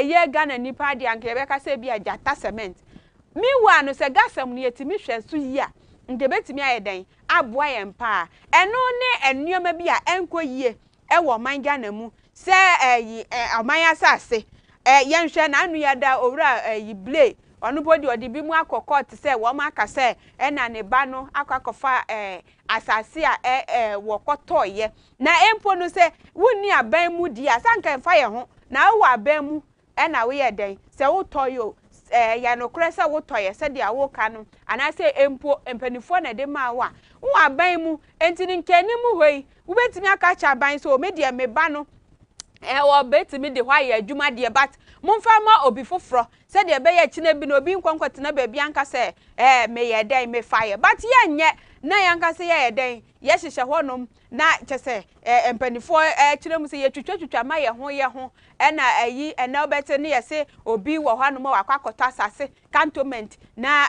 ho nsam na kwakoye bebre wo honom a eno no oman no emfa ye mpuntuo ma esan se aban otisuei de bia no yeka ye oye kire na no sneti yetu ye hugumonte so koye oye kire na enya asam ketwa na chese oye kire ye chikura na ye benya ntie sneti fo se o ma twentwen so na chese oye kire na ma anka sneti fo ya mpaso mbeto ama owura bra ya champo shells no komo de bema no anase nka wo monye dey wo mfa ma no gise ye ka Ghana fo ye tie hugu monten so ekwakoye oye kire ansana empanifo hunu se sebede wo moye na ntwa yi anase de ben anan aban ade anase oman munu yade no emra bia ne hu kwayo si ye de kwasha nkrankresa se ono kwanya dey so there bi emwaye ena ye nkoma mpani dada John Dramani Mahama no so ne side na ye nkonkotie ni nsem bia woka o se oba wo ma obi enye dey enya state won konkoto state property anase bibisa anase wo ba hwe no watu katasehye ne proye ne durimu ase na ye mu se ye hu se ne bere so no na bi ni ho ana na ne bere so no na katasehye ne durimu no na bi ni ho ana anase se ya wakwakodu opposition ti ena ono so wo bonko wo kanisa because obia ban aba NDC fu aba MPP fu aba eze na akwako ese Ghana no ye practice two party system because amayokwo ni de doso but winim se kianeke NDC amfa MPP ne befa eno a because me nimu se amayokwo nkitwe bibo befa there bi yi obeba de obekire ne bobere de nanso ne enimu se anya NDC a ebeye MPP kame ese practice two party system eni ye constitution mu ana say impenifom fan to dwa saade but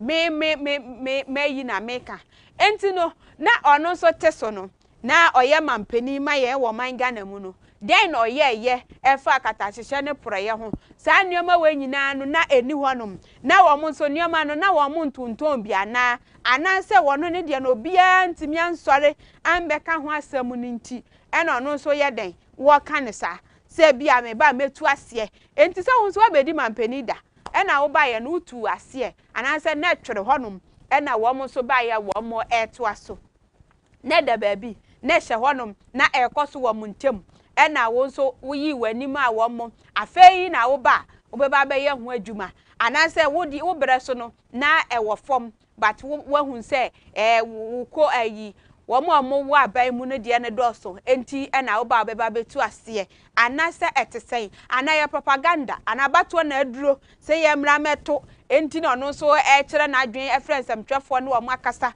am ye hunu ni se wo ne de ne bere so no na sa de no eni honom ana wankasa wutifie kura bubu sese na wo de Mahama mamuo de beto mampani akofado ne na bedi kire wo mamuo ho a etene sen ekone sen edwaman so na ene ye ntimi ntohwe na etesa enkane no na etesa na ye kwa ye ntimi ntohwe ana emre dane no na ennioma eyeden dane ne ho because obi beka se ebia sa time no ne ye wo 2012 ye wo 2010 enti no eno na ennioma ne wo form enti no na sa na wo se ba no ene ya bedu 2024 moving forward enti no ebia eno na ama ensachiraya abem ananse sebe wamo a wamo tisu sisie no wamo adwuma na wamo nye ni yie anase etesen because enioma bi wo no ma enkoyie sese ye be ye se ye bechi dollar Miami TV mampeni abede che wo se won de oba bechi dollar na so sese dollar ekura no si dia chesi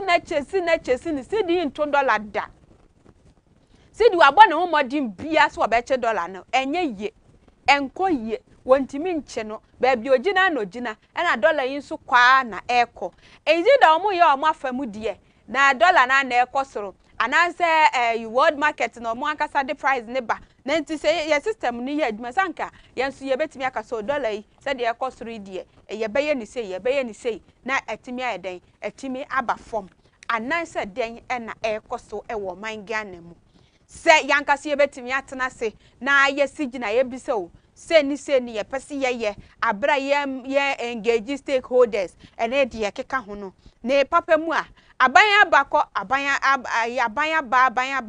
ba enti no ensusuni aban na ye hunu ewo 2024 yamamu wei emu esan se NPP amanyokwa na ya fe na wo mo bo mampani dada kufuo wabakọ enti no ne amamu obebu ye no ye de toto mampani na nadankwa kufuo ado ene na bedi ekire ho a na etisen ensunsuni yedam anase de ombe ye ni bia na wo mo yeden wo mo eto aso enti number no ye de two screen so wo so betimi afre na wachire wadwen se mampani dada John Dramani Mahama propaganda bi na wo ye anase eyampa se oba obeye ye onu so se ye nso no hwe no wo mra biem wo ba wo beye anase we hunu se sisi ye kwakoto abayi nti ena no so kasa ena Ghana mampani na nadankwa akufado na memuo no so etesen because enioma bi wo hono ma ekoso ye yesusuade but enioma bi wo hono ma time aban bi abatwa mu kono na sa enioma no ye ntibi but sa bre no ade a akwa anim kakra ena adwuma so kenke kra ye 5 cedis kenke 5 cedis ne kra no na tese wo mpa aduane ena betimi adi ba akode ada na wo pa aduane pa de ne miensa 15 cedis wanye careful wanche na amana kra no untimi nto hello good morning boko na unso e nyame adumo me nua bema okay na ubisa se oma mpani ya John Dramani Mahama ene ba amamu no ekosei ye betimi edi nukwe amaye ho a amamu na MPP for share Ghana for bono enye nu na ye hui wa we etimuni ote Ghana ha uto biane wo Ghana ha ofuru ka wo Ghana ha se wo hwe de mpempenso a ye Ghana the Ghanaian economy na edu na I so disappointing adenti omodi nkontompo ne ntro ena betina akonya no so omo baaye no omo etimi anya ntutue bia amfa nyi Ghana fonkwa o na wo kasa afa CDT $1 rate no ho enye sa na wo kasa afa eduana ye to odwom no ho ti impossible na buy we etimi aya etimi ama timefo ho ahen ha omo ne Ghana amba mbe ni yiye eni na ye kasa John Dramani Mahama na no wo ho de da no enyi no mo de nkra no na ye ntodo kono ba ku 5 cedis enyi mo de nkra na ye ntodo cement ba ku 170 cedis enyi mo de nkra na ye ntodo bode nenu 20 Ghana cedis yeme kana so wati ase meti ase dokono ba ku na ye 1 Ghana cedis John Dramani Mahama time cement bag ba ku na ye 27 Ghana cedis enu na wo say yes na ye de to aba move into the 2020 elections you can tell the Kweku Anansi. Yo, minu abema yeda se papa ene wadwen kire. Enti wonso frɛ. Hello? Hello? Hello? Wenti me engina so number no ena egu screen no eso no wonso betimi afrɛ na wachire wadwen ede afa ho 0538 7610980 0538. Hello? Hello? Hi. Good morning. If I told you baby I can free. Ono so enti me end na anwan me pacho frana why bomodie free TV no ho ede amaye anase ubetimi ede volume number form se de be ya wo kasa ye betana se ubetimi akoye ede amaye enti number no na egu screen so no wonso ubetimi afre wadwen afre akere wadwen ede afa ho se omanya ne mu enkane no na sei na etie na empo no se 2024 den na yehunu ebwan anase mampani dada John Dramani Mahama wono so se ye baba to abayinti na wono so friends and trafwa wodi wei etudwa e amaye se ye twanto no so aba wo be kura no wo sha wo ba be ji so wo ba abeye anan se wo kan sa keke se ye twa so to abama no no so be ba nan de no eda ebi mu de ho enti wo so frɛ na kyerɛ wadwe wo so ba wo no nton wo ma adehye no nton sa se me mama wo mo state asset no enya de be ko obi aho na ye busa se ne friend so no na ebi ni wo sa anan so obi ntimi agina na san fa ba bontinti na wo kan sa na se ne koso wo wo so ndi sia mamu mu bat na wo mo de no bi ani wo no ma wo position na wo timi gina so ede sa ensam no ede ba bontin enuti na wo kan sa na eko kata se ni dream ya wo so wo betu asie ba be koso sen be boa yen anase wo ba bontin etu asie wo kan na yen so yetimi ato aba mai esanse yenim bo se de ya ba ba to ye se bi pa am MVP ba wo be se ni de se ya fi mi etwa mu ko mo se PSHS ye de ba ene emu dollar rate no wo soro ye ba ye best so na empo no 1 village 1 dam 1 district 1 factory se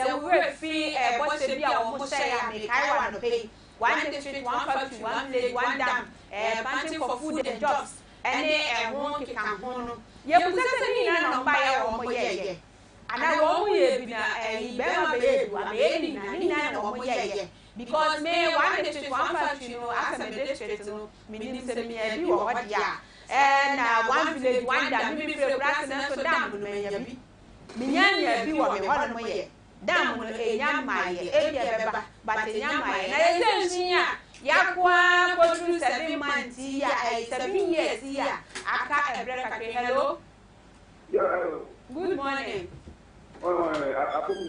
nyamia di mo na unso e ajo nyamia di ko ye ma se e mo mo ya mo di boy badona fibete e kaso gabi ni ka tsa tina yo ye fami yi mo no obia fami dan do ti ye na kami kata ni afamu na mkufonti jebia oba na odi goma ina no ite de mana ina ya no ina ya ka ya ko ma ti but ya de isa jebia je mo na ti no ye je baba ti ye na oh bisa andi si ni pango so ro wa bana o ni obe ya Well, let's not at one man.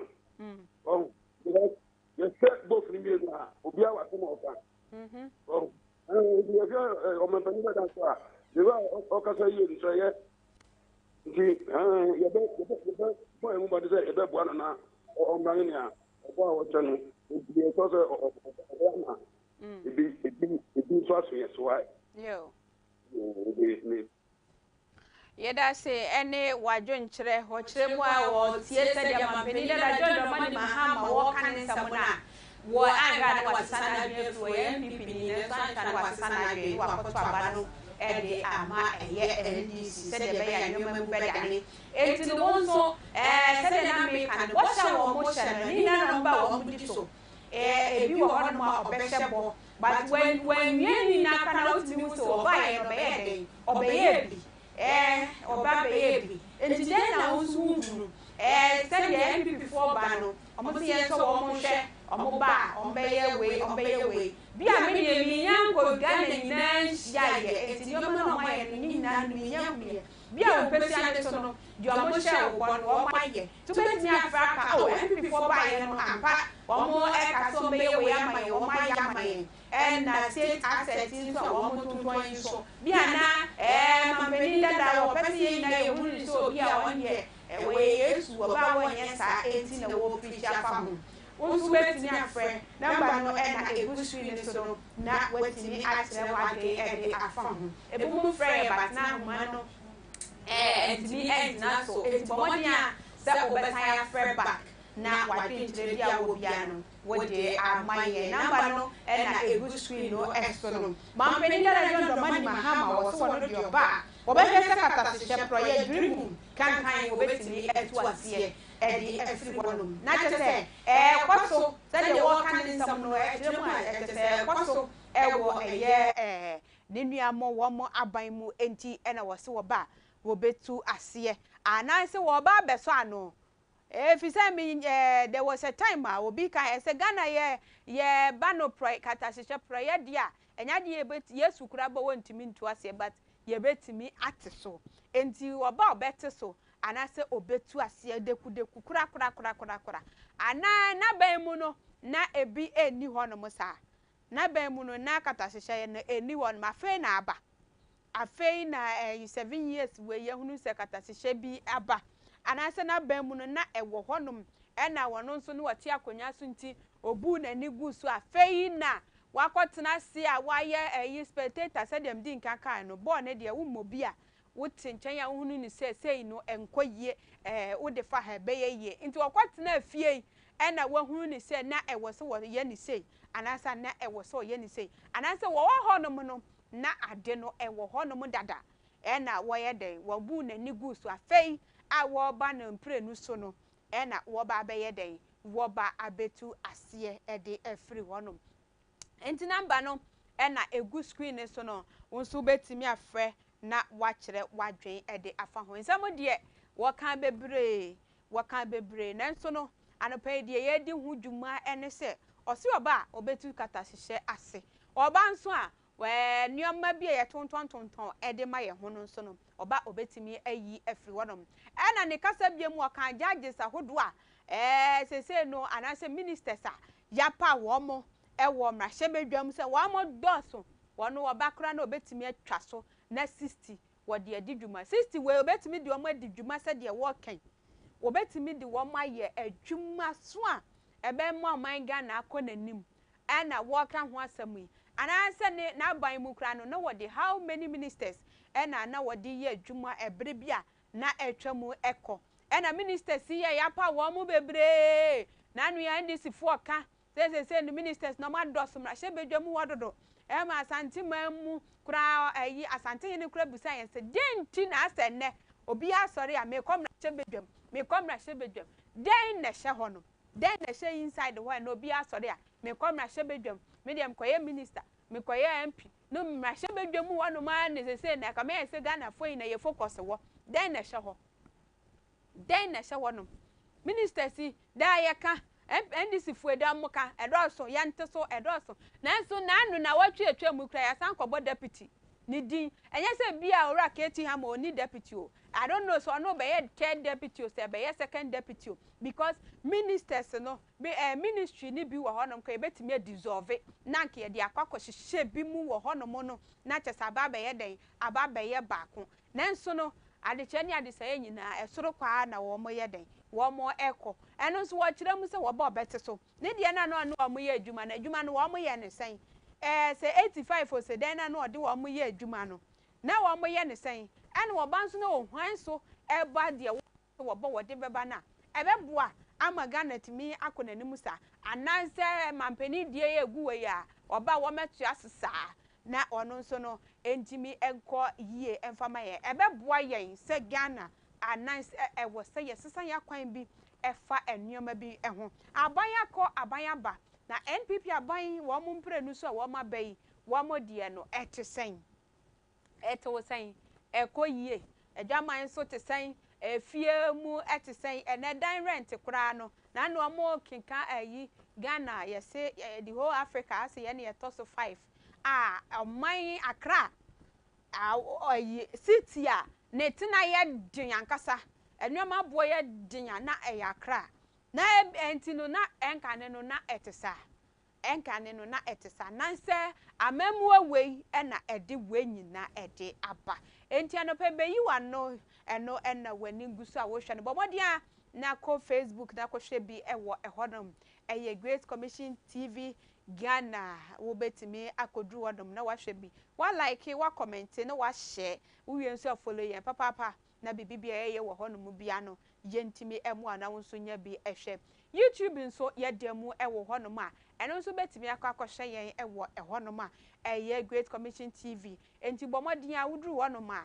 like comment share na eye adoma bi na ewo hono bosoma ye na chese wo subscribe eno nso de bia no ye ne sa dwumadi ye di wa hanom nyina no benya bi na watimi ahwe ubomodin nso ko Play Store wa ye app ya ne kama eda ho no ma ye Great Commission ye app no eno so eda ho no ma ubetimi akọ na wakohwe ebi ewo utwitu phone ni so a na ye se wona ba bia wukọ bia no ubowura mu ho no ma na wanya bi ahwe ewo ho no eyade Apple Store so app no eda eho no ma ubetimi na wakwakọtwe bi ede ato iPhone ne so na wetimi ahwe de ye wo hanu nyina Radio SM online anopenso ye demu wo ho no ma amanfo etie ye mpa enti bomwaden a na wonso hwehwe Radio SM online na wonso bowura mu wo ho no ma na entimi emoa na aseda enko enfama Enagard medicated toothpaste super paste a wodi betwu se ayi wanumu enka ayi nkaboni bia efri honom ama wanumu atoso dia na ye Enagard medicated toothpaste ena ubenya ewo honom na watimi dia twu se ebu adwaman so se ya ena obia agi atuma wode etwu ne se enti provision store na ben wono bowura mu wo honom na kobusa Enagard na womo entimi ema obi na fetwu se papa na wanumu entoso enyi enkaboni bia every wanum go same travel and toy ama kwentio aye de ankasa aye simple aye easy aye fala enya ye de ne ye fala form na se ne wone da form ankasa enya de sa yesu na pakedi na ye de baako ye de share ade baako na ye de amount esan so wo no woni birth certificate ye be bi amount wo birth certificate passport woni bi ye be bi e de amount ye wie passport no so pese visa no wo de kwa ekosra obi ana se wo pede a wo de kwa akoye adwuma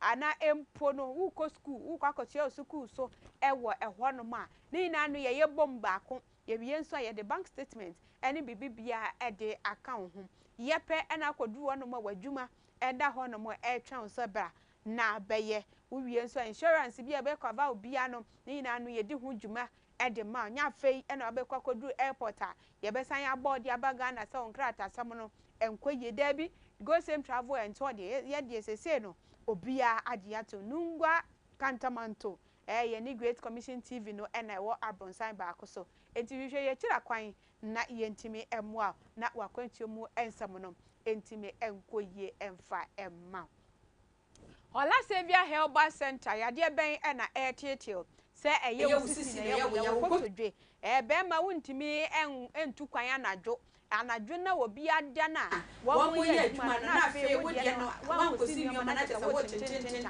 ede mu tuntum ni wo wo bum esan se no ade kodo to bibia enkoye fama sunza wo muntimi enye bi wo de no so kwese atwa ma ye kete Hola Savia Health Center ni nyina no womo eye bi ewo womo ase ye entini mu ena yade ne ewo no mpemu ena ewo Onamani ena yade no ewo ne nyina no womo etu ase sa ho yade ewo Hola Savia shaman ena womo ewo kama yese bra na yentimi emoa na wonso bomodia na beye openipa wo oda asori ano anasense pakani mapa ewo man Ghana mu sofo ena pesa wo ye nyame adwuma bia pesa wo ye bia na upenim de ede afa hono kama yaye krado se ye de beboa na wetimi adi dwuma de aboa oman Ghana anasense nyame adwuma de ofa no afa adwuma pa o nyame adwuma na he na wonso wo de akoso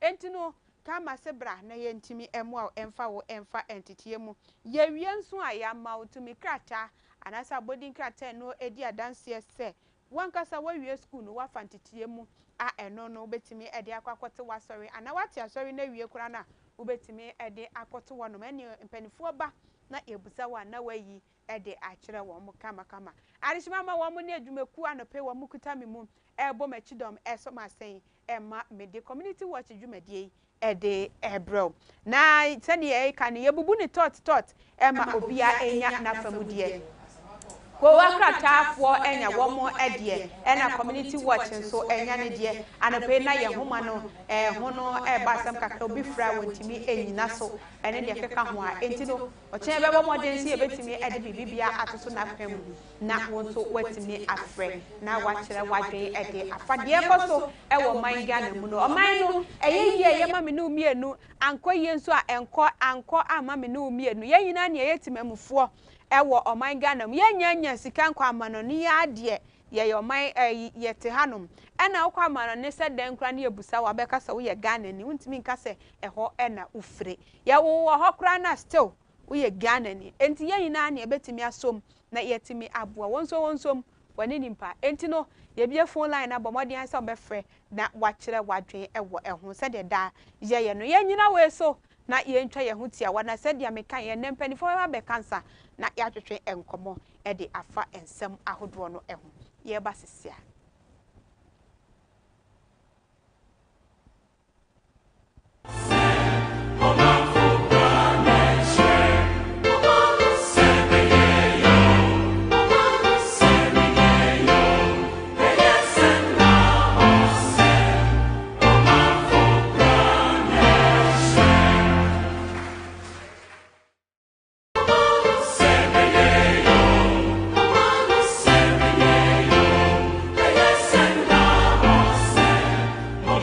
yehunu se enam yensu asai na yenuane enyo organic ntino se yedi nuane wei na yenum nso wei kɔ enipadue mu a yare bebre na de bre yen ne se nti Hola Savior Herbal Clinic ena mabode nhwehwemu akɔfa eduro bi abadwama nso a yefa ne Hola Herbal Mixture eduro ewuru ntin ene mmogye yare pen ena entiminsa se wonu Hola Herbal Mixture na ekwu ni padue mu a eruru wontin ene mmogye mu na yare bia nso efi ni padue mu na mani padua no ahoden foforo wodofo entina se mayare nka wonto ho ansa watamusika pudru se wodi kwasa won ho yare wabra Hola Herbal Mixture ewo ho edrui anwonwode eye woni padua mu ntino adraverfo carpenterfo ene adwadifo ene ganafo nyina agiatu sempo yakatro se wo yare no eye sunsum yare a fagidie na num Hola Herbal Mixture na obenya wa yare sa Kwajiru dio Herbal Shop ene pharmacy biemu etufo mfre 0240 409991.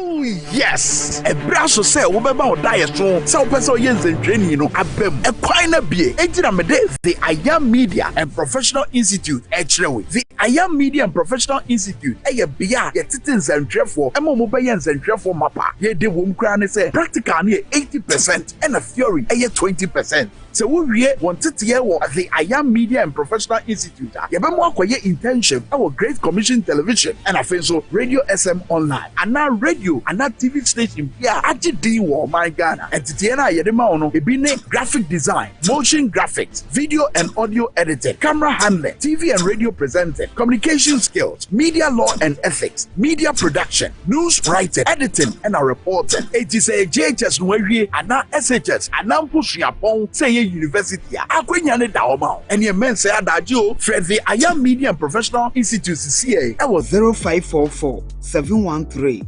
929 and now says 0500 200 033 and now we call one office what Great Commission Television Nungwa Cantamanto Omobe St. Michael Primary School, the Ayam Media and Professional Training Institute, where professionals are trained. Shannon Suse Singapore accredited by the National Schools Inspectorate Authority Yetomutia from Nasia.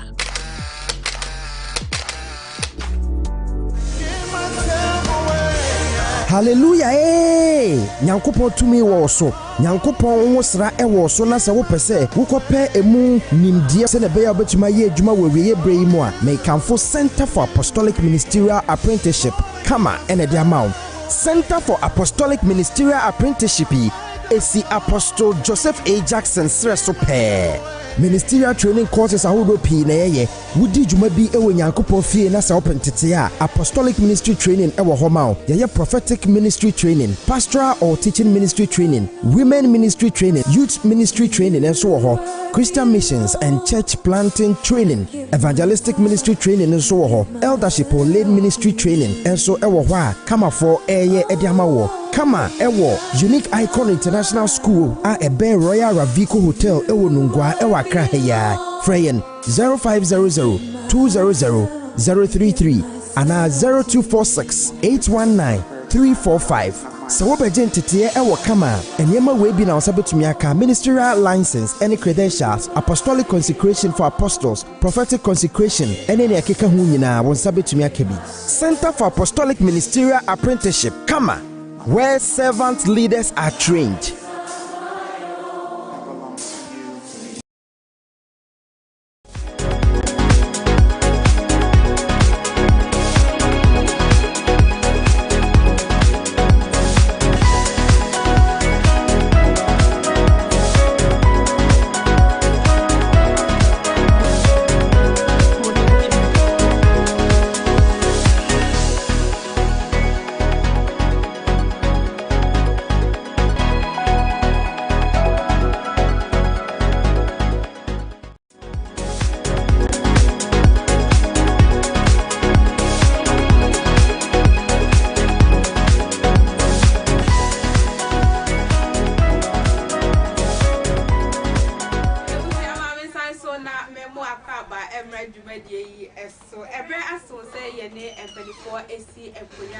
na ye share de ekoso e wo manga na mu se de betimi na ye di ye atiye nene NDC openipa wono na wono e ba be di duma e yora Christian tete wono aba be piemu e wa hanoma ye twen se NPP ni wono so e beba e ora bote ora be cancer na ye de enkomo twetwe no ahyehyɛ so na ye first year e wo NDC for sense wo mo na etimi aba e wo ahanu sei etino yen sembre no na chese ye ne no e be free enkomo twetwe na se dem din kankan ye no enne no ye ba be kasa e de afafie SHS ho ye mampani dada John Dramani Mahama kwasi ade ya what to just say free SHS no policy bia eno e fa ho na chese e ba be hyemu kina na red gold green ne ho nyoma bi na ewo ho no wo mo ayi free mu de wo be so oka ho esan se ono kra na ye nani so ade hunu se free SHS no wo de ebeba na e ka ne policy ho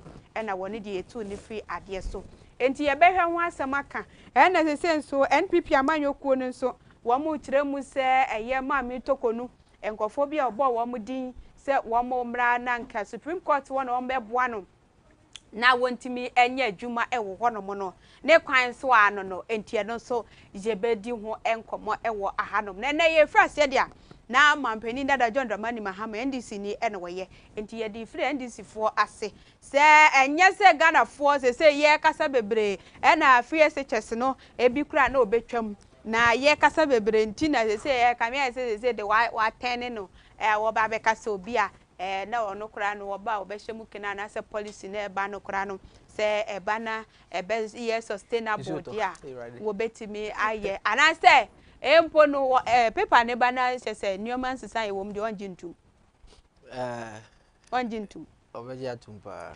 sustainable na wo kan no unsustainable obeji atum okay e wo se before obeshi bibia se no mefa akonya we su na machia the incoming MP, lawyer James Enu of Tema West constituency. Lawyer will be or Abadaye, Emma Memunu, or Abadaye, Edema Ma, or Abadaye Ma Ubia, Ewo, the constituency. Or Emrenimni, and Regina Brani, Ewo, Tema West, about to Empesuaso. And you know, may say, Tama West delegates any floating voters for nyina ye hu edwuma ye current incumbent MP ye Carlos Ahenkra enim gwase odi amene Tama West any nkranman nyina no ayamode o ye parliament o ye MP na ye to aba wa fa ballot ba na ware. What is the meaning of this? And so ware yache sa na woka at the end of the day enim gwase we yentimi emma emfa ensan kuro efenise Tama West constituency. And we are appealing to the delegates and the floating voters of Tama West say lawyer James Enu oyobia odini huni oyobia onkote yare bia mfa mbepitu bia ho oyobia obe observe state protocols. That is lawyer James Enu for us. And this all kwakoto aba ama John Dramani Mahama come December 7th. You consider lawyer James Enu for the NDC and John Dramani Mahama moving forward. Okay, now briefly, ubisa about policy free SHS policy no. Me pese be ka bibi. Na me ka no de bia ye ka say John Dramani Mahama on time free SHS. Wona han ye ka say. Na say nyina ye ka NDC for. Anya NDC for nko. Obi a o Ghana he bia a obedi nukre ama oman Ghana no. Obetimi aka kire opefe say NDC and John Dramani Mahama SRT free SHS, and it was called the Progressive Free Senior High School. Ewa Ghana ha. Ewa Ghana here. Dear na John Dramani Mahama aye. Or the sa policy way e baye. Sene be ya amanfo hu be den e be hinha mo adenti. A constitutional mandate. But I say what you say. For the purposes of education and information in enter make us as mo nyina and ehu hia. Yanum now more ka say John Dramani Mahama said he will cancel the free SHS when he wins the 2020 general election. No. Ye catch Ghana for pefe say enipa or share free SHS papa no John Dramani Mahama, and it was called the Progressive Free Education.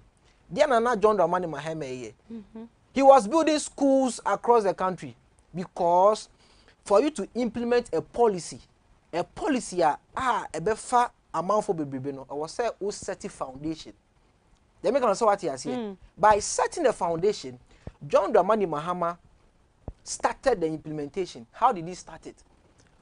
Oshasi say osisi isukwa dan utie mitio ewo oman Ghana nyina mu wan kwanko si NC maybe Kumasi nkwa ana wan kwanko si amfa si nkra nkwa. He scattered the building across the country. Again, he was building teacher bungalows across the country to expand what? Accessibility. This is visionary, and this is a good implementer of policy. That is John Dramani Mahama for you. So when they are saying that John Dramani Mahama is coming to cancel, what he said was that he is coming to review, and review doesn't mean cancellation. Say omunima ye catch omo say ye ka say reviewer. Who ye be film? I didn't know if you be say enye, and I say who say ye say. Practical example, the red, gold, green thing. Now ye nyina and uko fie mo efie bebre mo. Student for titi fie bebre mo. You don't know when they are going to school. The whole system is shattered. So that is the review he's calling for. Senebeya in shishe pa now or they share jumana seno obe shemkina not to cancel the free SHS. Last time they said motiye. He said any particular bill that will what? Strengthen the free SHS. He is for it. And that is John Dramani Mahama. So we should stop broadcasting falsehood and false informations in the country. He stated categorically that he started it and we are living testimonies. Do you understand what I'm saying? Yes, we are living testimony because we saw schools that were constructed across the country. If you go to places like Tongo Senior High School, there is one over there. If you go to Tema West, Lashibi here, there is one over here. Look, we shouldn't sit down as a country and make things look as if, say, John Dramani Mahama doesn't have a vision. John Dramani Mahama have a vision of what? Economic revitalization and re-energization of our economy. They make us say what you are saying. And as a sector, as the educational sector, no, and yet sector be say grow. And this whole implementing policy, I don't just get up because a year if I say political campaign promising, you just get up. You need to think through the policy, and at the end of the day, no, you hold stakeholder engagement and consultations. For instance, who are these people? We have the teachers, we have the administrators, we have the parents, the students themselves will be involved, and that is what thinking through a policy of national interest. When we now consult while consulting would be if it was consulted truly, why would they scrap the PTA system? Why? Mitine Kunyum has say touchy on some of the faults of what the free SHS that was implemented by what Nana Addo Dankwa government, and that is the reality. If truly stakeholder engagement was done, they shouldn't scrap the PTA system, which was the what educational sector. Look, me dem say policy analysis say ye numbe no ye kasa maybe munti ase ye be hu free SHS na nanado implement here no 8 years down the line yeah ye ko bi no you see the real results in 15 to 20 years to come. And no better result. Very good. Negative result. Because if an agency, and as a stakeholder like the PTA, is taking out of what? The upbringing of what? A student, no. You might not see the effect on it today, but in the future. I'll explain it. Look, the PTA was more or less like what? A guiding stick or a measure between the teacher, the student, and the management body. So, for instance, some issues of national interest that was implemented by the government is discussed or adjudicated by the PTA and the student and the teachers, which means you have representatives from the students, from the parents, and also the teachers thinking through how best they will be able to impact knowledge, moral values into the student. I hope you understand my point. Yeah. If you travel to schools today, you see how bad this free SHS policy is running through. If you talk of discipline, physical discipline, mental discipline, it doesn't exist because they started managing the free SHS from the ministries, which was wrong. I keep asking this question that does the Minister of Education teach? No. The Regional Director of Education doesn't teach, right? The District Director of Education doesn't teach. It is the teacher that teaches. And we're in this country, when this policy was about to come from the MPP, we saw all the teacher associations calling that no, this is not the time. And even if they should hold stakeholder engagement and consultation, which they didn't do. So the real discipline and the values that should be installed and instilled in the student moving forward was lost. And then if you go to schools, you see students carrying beard. That is an effect. You see students carrying bushy hair. You see students what? Dressing anyhow. So the real discipline that we need as a country moving our educational sector forward is what? Is lost. I'm talking about infrastructure. John Dramani Mahama was fostering and what? Announcing the building of what? Or expanding of what? University infrastructure. Because one day, he has envisioned a total free education.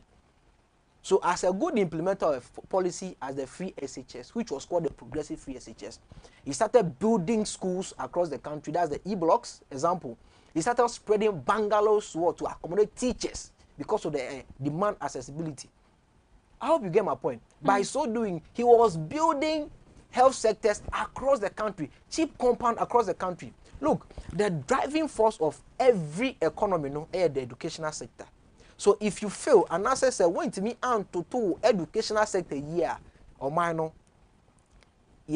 call anima, I say high hope because me nana, enemy papa, we are from 4. Now, so share a man call university. If you listen to them speak, if you listen to them do analysis, if you listen to them practically, you see that no, they really went through an educational system that when they came out of school, they came as products, not liability. They came as what? Impacted students, not just students. Today, go to the schools, go across the country and go to the schools. Call a student and ask him or her critical thinking questions. He or she will not be able to explain to you. I'm not saying all of them. There are billion students out there, but at the end of the day, the majority. That I will to blame the government. So on their free SHS, not their bad teachers who are my dear. Now, Kolama, Badam, and Busa question that went to me and I know I was here. They blame my government. Good. Government doesn't teach. Government employ teachers and teach on behalf of government. So, if the government and I say a bino and fa in papa and fight at educational ministry nechi now or to me and you might say teacher for instance, discipline, physical discipline. Me practical example, they be say me call SHS first year no. Ye ma me juma say bell boy, I'm a boy training dom. Those times me headmistress Emma ye chamechi aba because I failed to ring the bell 2 minutes. Single 2 minutes. Ewo assembly, yes, I move chame or them mumpu. Ye de me ba assembly, ye be chame to aba. So at the end of the day, what I went through as a young a leader then, it gave me a sense of what responsibility and commitment to my work as a student. From that day, I never rang the bell late again. So at that particular time, a discipline measure was enforced, and I said, so I had a direct effect on it. And then teachers can't cane students again. Identity. Because I say, am I so you could see that the real discipline that we need in the educational system was very bad. It has not existed, and it is killing our educational system moving forward. Let me talk about the free SHS again. When they came, they scrapped the old. Listen, they scrapped the old curriculum. Now they tried, almost scrap it. Senior civil society organizations, teacher union. Omo kasetia the new curriculum na buy na anka ichere ye nuanom kitwa KG4 crowd tumu oba ne oba beda be ma ne oba beda. Yes, that is the fact. Look, we have come to a crossroad and we don't need to massage the truth anymore.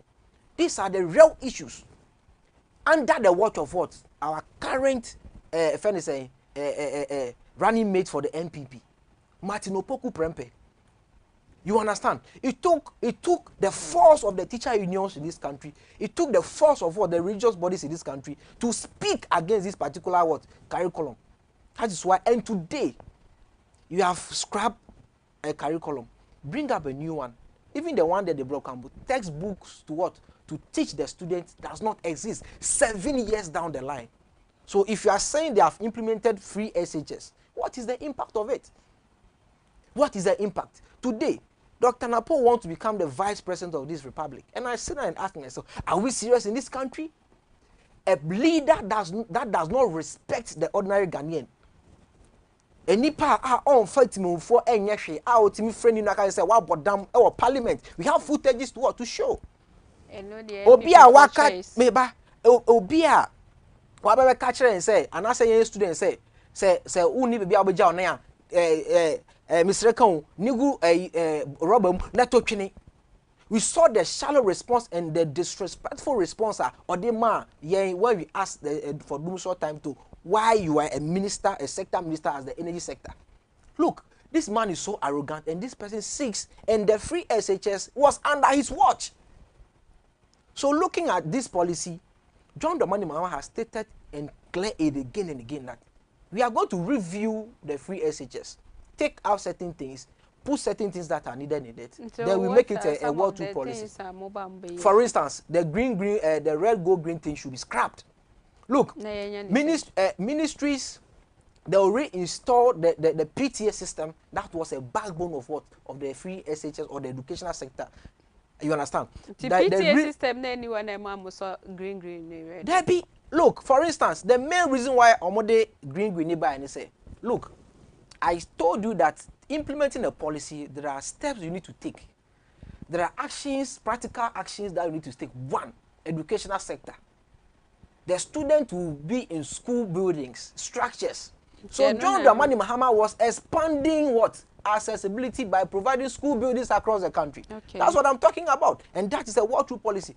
Look, to be honest to ourselves, because of the number that enrolled when the free SHS policy was open, no, the demand for senior higher education increased, but the available infrastructure to accommodate the policy, i.e. the school buildings, the dormitories, the classroom blocks, the ironing rooms, the washrooms, does not exist. You understand? That's why the government was forced to split the student body into these tracks. You understand? That is the reality. So John Dramani Mahama is saying, already know.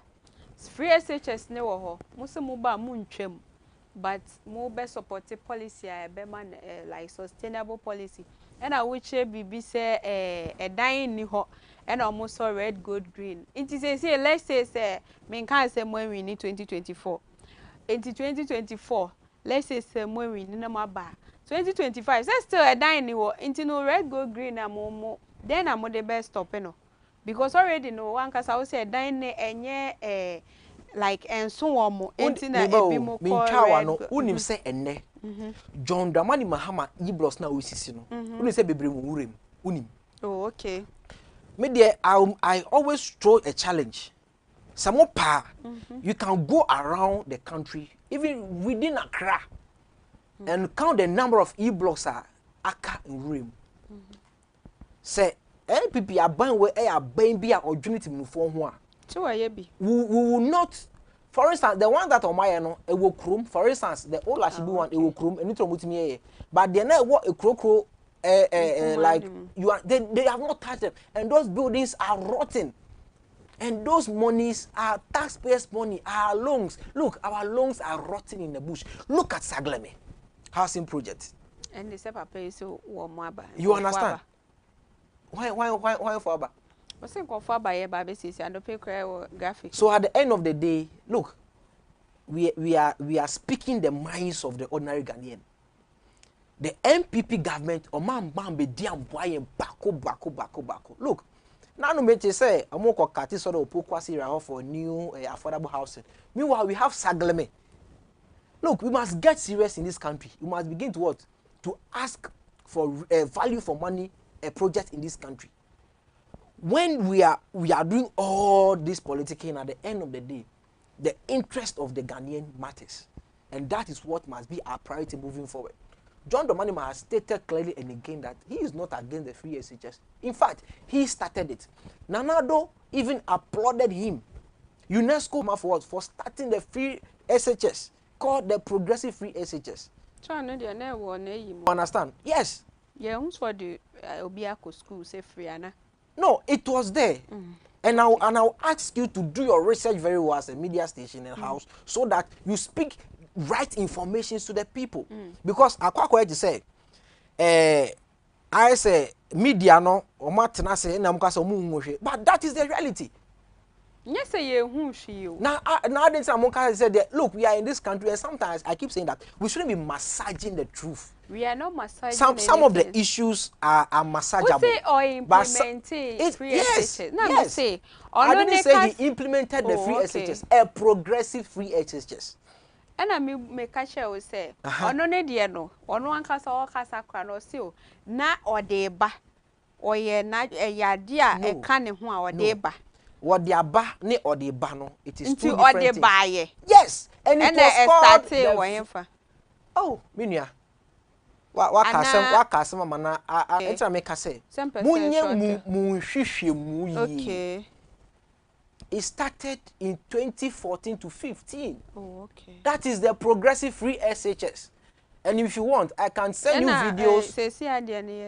Normal free SHS, wholesale free SHS, or Obia Gumbi. Like who to say John. That is the reality. Progressive, expanding infrastructure. Okay. Expanding accessibility, providing the amenities to what? To accommodate the progressive free SHS, which is envisioned. And that is the reality. You understand? So, my dear sister, some of the issues are massageable. My dear brother. Some of them are massageable, some of them too are not massageable. Okay. And that is the reality.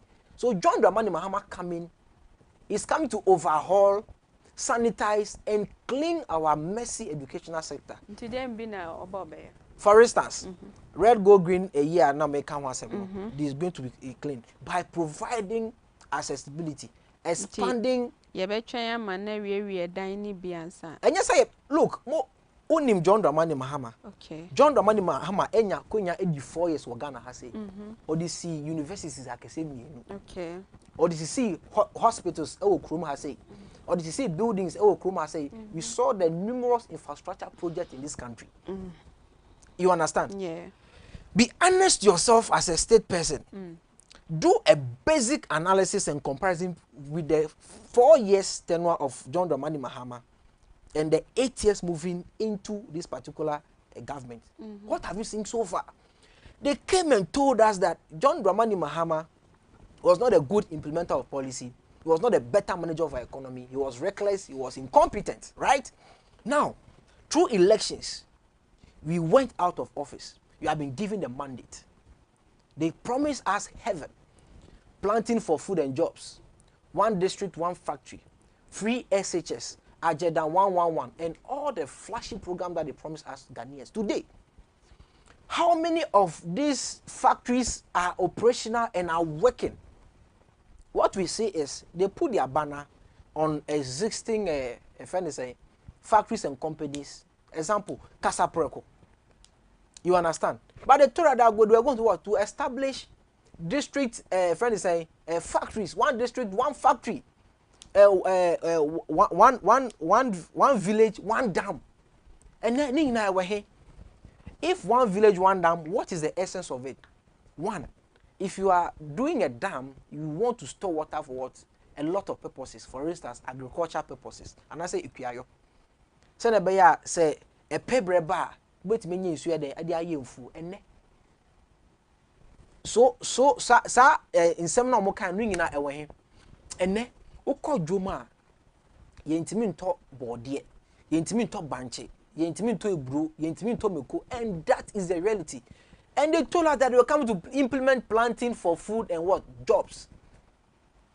8 years down the line, where are the foods? Last time I saw one of their trucks carrying caskets. And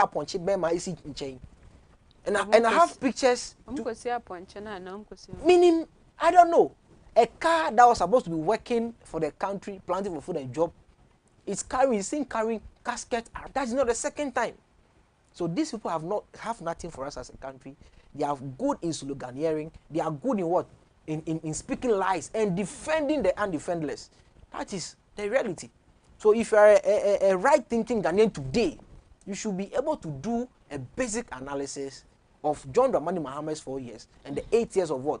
MPP-led Dr. Bawumia economic management team. That is so useless, that is so reckless, that is so incompetent in this country. Today, I am looking for a way to use to describe the performance of Dr. Bawumia. Look for any word. If it is not recklessness, it is not super incompetence, what else? Ntinami busa say no. Already no dying o say akem wurem. Ehye ho. Enti next 20 men ka say mo wini because ye nim obi obewini. Enti 2025 no. Say mo ba say you have to continue dying ni ho no mo say mo na mo so mo be ya mo ntimi ka say ya swear mo in on January na February mo complete dying ho do. Me come as man me say no. Say be wo ho kakra ansa na kire no maye free wo. Me say policy bi aya implement. We have stakeholders. Okay. Aya teacher for what you say? A school for the government will open a consultation to see. And I say, you better share a kwanya, you better fast way then, edia shifting from the wholesale free SHS and what into a better free SHS. Okay. You understand? So it's not just going to be maybe to me no, it's going to be a stakeholder engagement to get all the stakeholders involved, deliberate on issues. Look, me, I feel so sad as a citizen. Sometimes me kwa. And then, Osha GTV, they be a boss and so about to be see her. A yellow, they be a see her, they be a see her, and no, a river pra, river densu, ensu, and now a good source of drinking water for what? A group of people in this country. And then, now, Danny Yellow, through the Galamsey. And they told us that we were going to what? To stop Galamsey. So the government has failed in all the sector. Let me jump to what? Our economics. The dollar to CD rate was 3 CD 80 pesos. Would a young fan of class say 4 Ghana cedis? So what you say? And ye be yen share the importance of what good policy managing the economy. That time, we a businessman now would ready a course. We a businessman now would we ready a course. And yes, sir. And ne businesses are dying. Ejuma gu e wokrom ha say. Ni na for free SHS. Anya free SHS. I'm talking about policy implementation. Okay. Reckless management of economy. Okay. Just getting up and implementing policies. For instance, look at the toll booth. If you are a right implementer of policy, my dear, if you are a right implementer of policy, you must think through the policy before you implement it. We woke up one day and our toll booth that was a revenue generation point for us as a country was just closed down. It didn't go to parliament deliberation or discussions. Nobody gazetted it, and it just went off just like that. And look, it was the physically challenged that were there. Obi amedi dem, obi wane na baku ni ho, ni sa baku ni ho. Omuna na omote ho, na omogije eto eden, ede magana ban. Enti se wo ya ban a odwene timemufo ho pa, ze de ono mo kan. Wo se wo ye mpo a na se wo twem mpo a, fa sankofo yi, e fa for mu ye den e hye baabi. We saw in this country videos of what the physically challenged doing demonstration, asking for what government to give them their monies. So abayno on journey me ne they are good in what? In speaking lies to us, going through dubious contracts, and at the end of the day, they create loot and share for their cronies.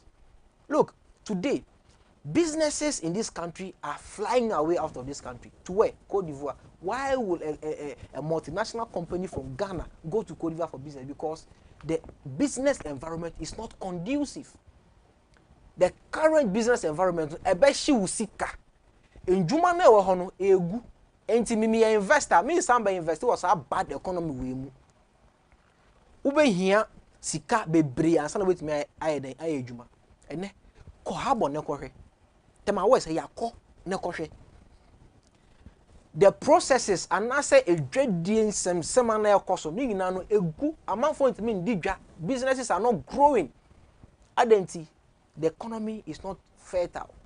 John Dramani Mahama is saying that he's going to implement the 24-hour economy. Let me break it down. A 3-shift policy, a bar, a buying in Juma, private entities, and I say in Jumekua, omu penese,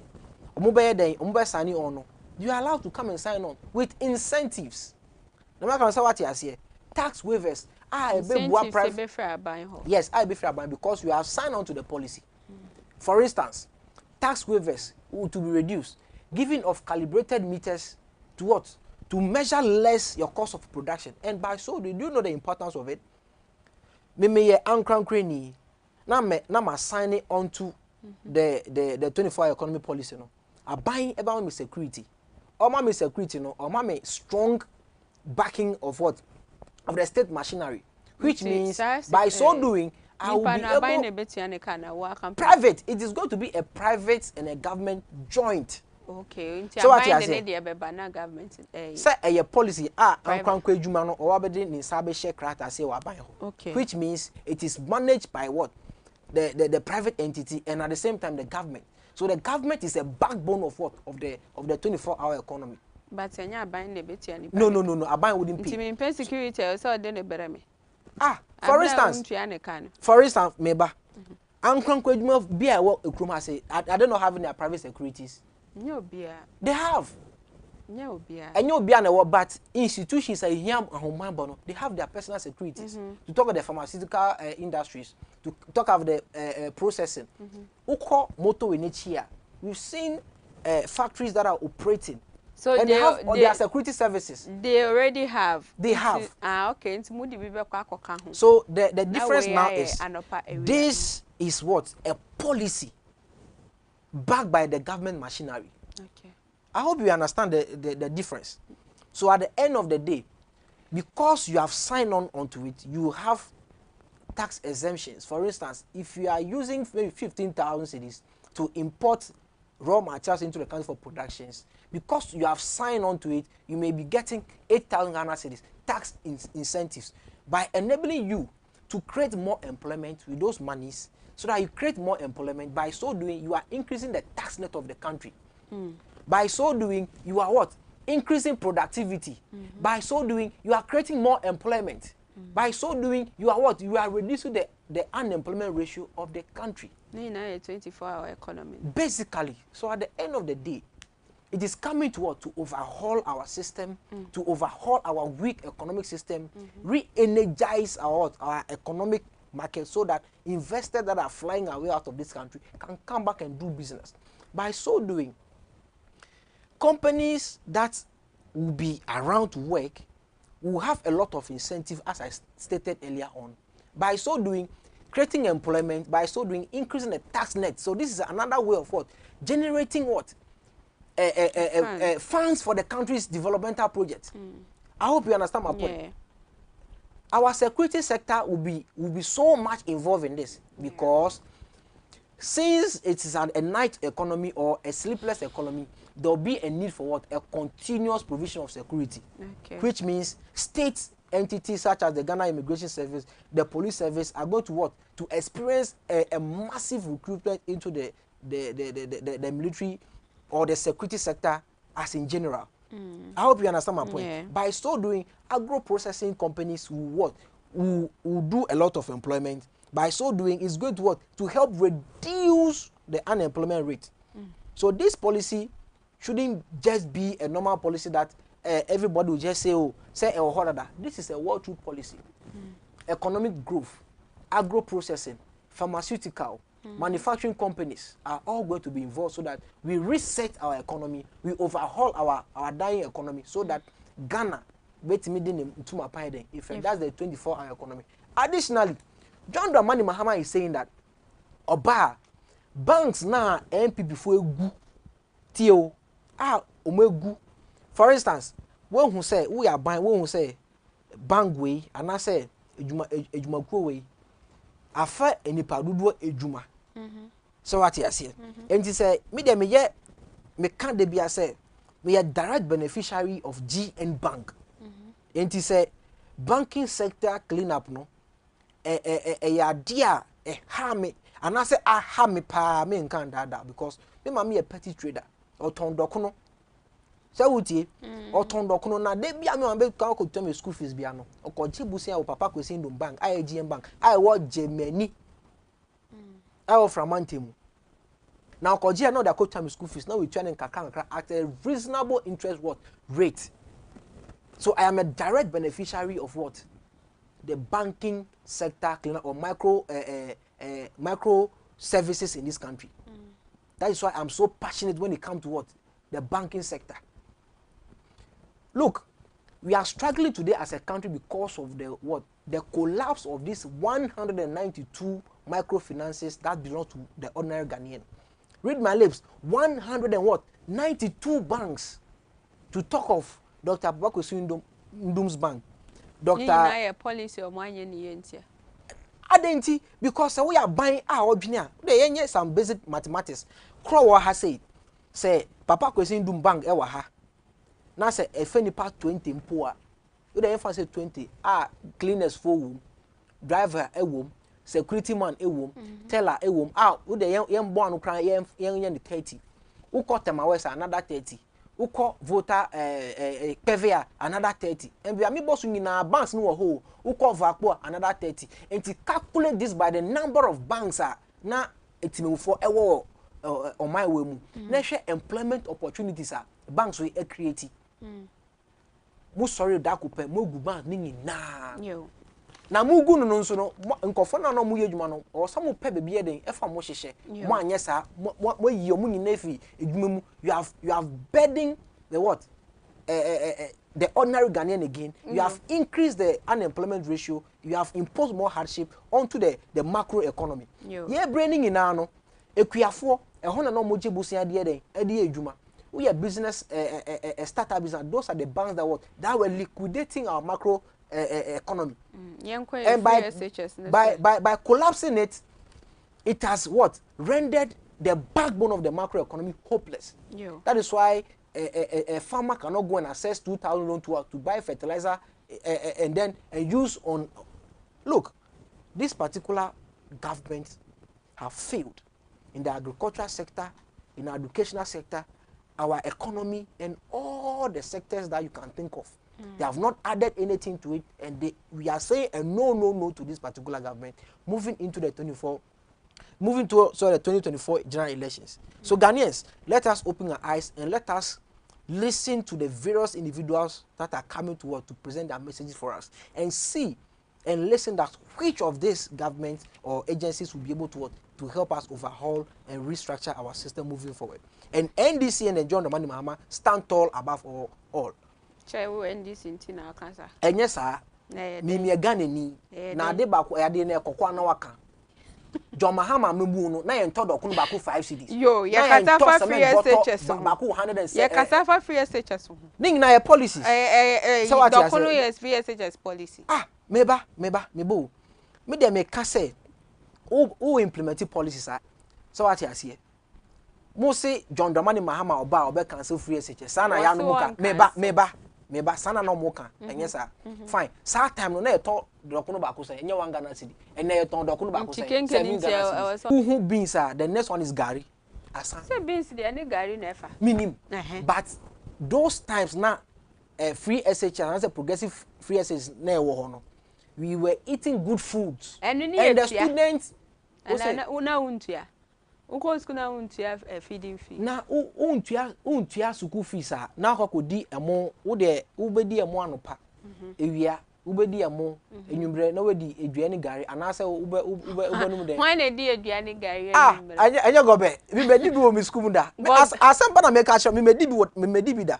Gobe enwumre. Because me make we na mo na ba enwumre. Me say asempa na make na me Danny Hall Prefect e Otongo Senior High Technical School. So I know what ba eduane dey say nipa. So di Danny Hall dey. Na me Danny Hall, so I know what I'm talking about. I don't just speak on a silver platter. I look at the issues and speak to it. Today now when him say ya BEC. Oh meaning pa buffer stock ene. Enti sankofo yin na ko bio. Meba ukọ buffer stock ene a. Me say ubehu emo the next thing you see Gary asa because the nkofona na omu tuntu eduane ma schools no most of them are out of operations because of hard economic hardship. You understand my point? So we are not getting good food to eat in schools. Go to the schools. Ube wana minister bi akogina na we di wa kubale o eduane na enye. Look, me, I'm telling you about practical experience as a Danny Hall Prefect in Tongo Senior High Technical School. Na say time na enye free SHS, na free SHS. Yes, it was. Na free SHS. It was. 2016, 2017, 2018. Me, I left SHS 2019. And Tongo Senior High Technical School is my school. Do your children? Me children. Me Mahama last born. You understand my point? So I have a practical feel of the free SHS policy. If you come to the feeding aspect, if you come to the discipline aspect. So that is why I speak. So are you not disciplined? I am very disciplined. Because no, I never enjoy free SHS. You understand? I never enjoy free SHS. It started from our time progressively. And from 2017-18. No, they were the real firstborns of what? The free SHS. Into we time. We 2019. It is a mathematics ni FIMA. We didn't enjoy. To enter 2016-17. Yes. So that time we were in school before the change of government occurred and they started implementing the free SHS. I am telling you that I'm now ndibi. Na did then no. Answer na policy ni back na so ye wo mu. Okay. So what you say? Me sata na before you be cool. Womo so mo tro mo bro 5,000. Womo yi na ekọ boss wo ho. Enti no eze ma ma o se wo ba wo ntwam me de e ho de. Wo no se fa 5,000 man ka se wo betwam so wo se wo ntwam. Wo se wo be ye the review said they only there or say policy ne ye nko ade. Any policy that will strengthen and make the free SHS more better he is going for it. You shouldn't forget he started it. You understand? For instance, a common because ekuafo ntimi nye kwia o. Ekuafo so am go free SHS. Meba me ka say economic policy no it is linking. Oh okay. Ene ekuafo ntimi ndo kwia because fertilizer na John Dramani Mahama time na all teach me ekuafo no. Omo ntimi nto MP before ban we omo tonton amankofo dem kan so what you say banks na ekuani be kokoji busia wo no omegu banks ni nyina so it has made the production of basic food commodities in the market it has reduced. That is the reality. Ntina nkola na munye aduane ni omunye aduane papa ndi mi nka sa munye aduane ndi aduane papa yes amuni beans nya papa mame ubedi amuni beans throughout the week jo ya fan konkon hwe ne yenko ye next topic na mo nso mo di amodi be mo sa ayi mo ka say ye ba ye see ne yete ha ya ne ye wo be sa ba ha Mahama track record yo Mahama stand tall. Mahama is a candidate that Osia yo you understand? Yes, that is John Dramani Mahama. So you don't compare. I'm not comparing anybody. You understand? So you should clearly understand that John Dramani Mahama stand tall. We saw the monumental project under his watch. You understand? 4 years 4 years in university me schools jom bebre wo krom ha say I boost economic development. And yes I mamo kan for time way. I come wo yo e kom wo koda na atwo bi si ewie yo ina mdo ambegu ni na mbebo so e wo Mahama na mamu mumbisa ye fence nana do ne edujum yo ko 5,000 something wo ma atwo bi si yo ene na yenko ye next topic no na we die eya me ya ora da ko wantimi amma ora Enoch nanka onu so etimi eyi nensem anu me ntimi embusa ne questions ma ela me ntimi so nyi nensem anu wo ahase wo rankasa ba ya danka wa beyi na no then ye ko judicial for ho kakra ye 5 enkophobia abo wo mudin senke yemfa wo mo nka Supreme Court ho na yemwa ezanse nsem na bi kura wo ho no mo atimi pie so wo ho no na ye tutu bi sheda na ho nkeka ho a ma me tokonu o chemu senka kofo num we beboa na ase NDC fo yi a mo ka so bi a ho nsem bi wo ho no mo a mo ye press conference kwa fa ho se nyese ye boss ankofo ni di ntie be ya ban twensense na kwan bi e wo so fa sokora no ase wamfa so se dem ma ori afenyo market say ba ma me no de ye ne kwan so anu one ne ya adwe so obi some of the issues no ni say they hear too much politics. Okay, so what you say na when your politics when you Ghana ni one of the key stakeholders in the development process of every country is what our law, that is the judiciary. Na ya mame tokonu onye appointing authority. That is our point. No, na appointed. Meba, she suggested names, isn't it? Which is not supposed to be so. That is illegal. It is the government that has the sole responsibility and the mandate guaranteed by the what Constitution. Until no different government is no. I didn't know also on no proposals. Attorney General ni ho ana, and Attorney General is the legal advisor of the state. That is the government. So say ebefi aben ubi krampa should come from what the Attorney General, not no. So what he has here. So at the end of the day, we share the last term, and I said 4 years a year kuya MP before I a massive appointment into our district courts, juvenile court, and the Supreme Court of Adjudicature. Let me answer what he has here. And a buapayo almost shadadi omu parting call for the edia shishim. Mame, in some na bubano. Or say a sheni ye. Na so mu ka say omu benya omu call for bebre ewo your judicial sector and the best now board. Yen castle me MP4. But at the end of the day, no. In Pempen, so I work to say, oh, mine, no, we don't need it. You don't need we it. Don't need it. Supreme Court, they need it.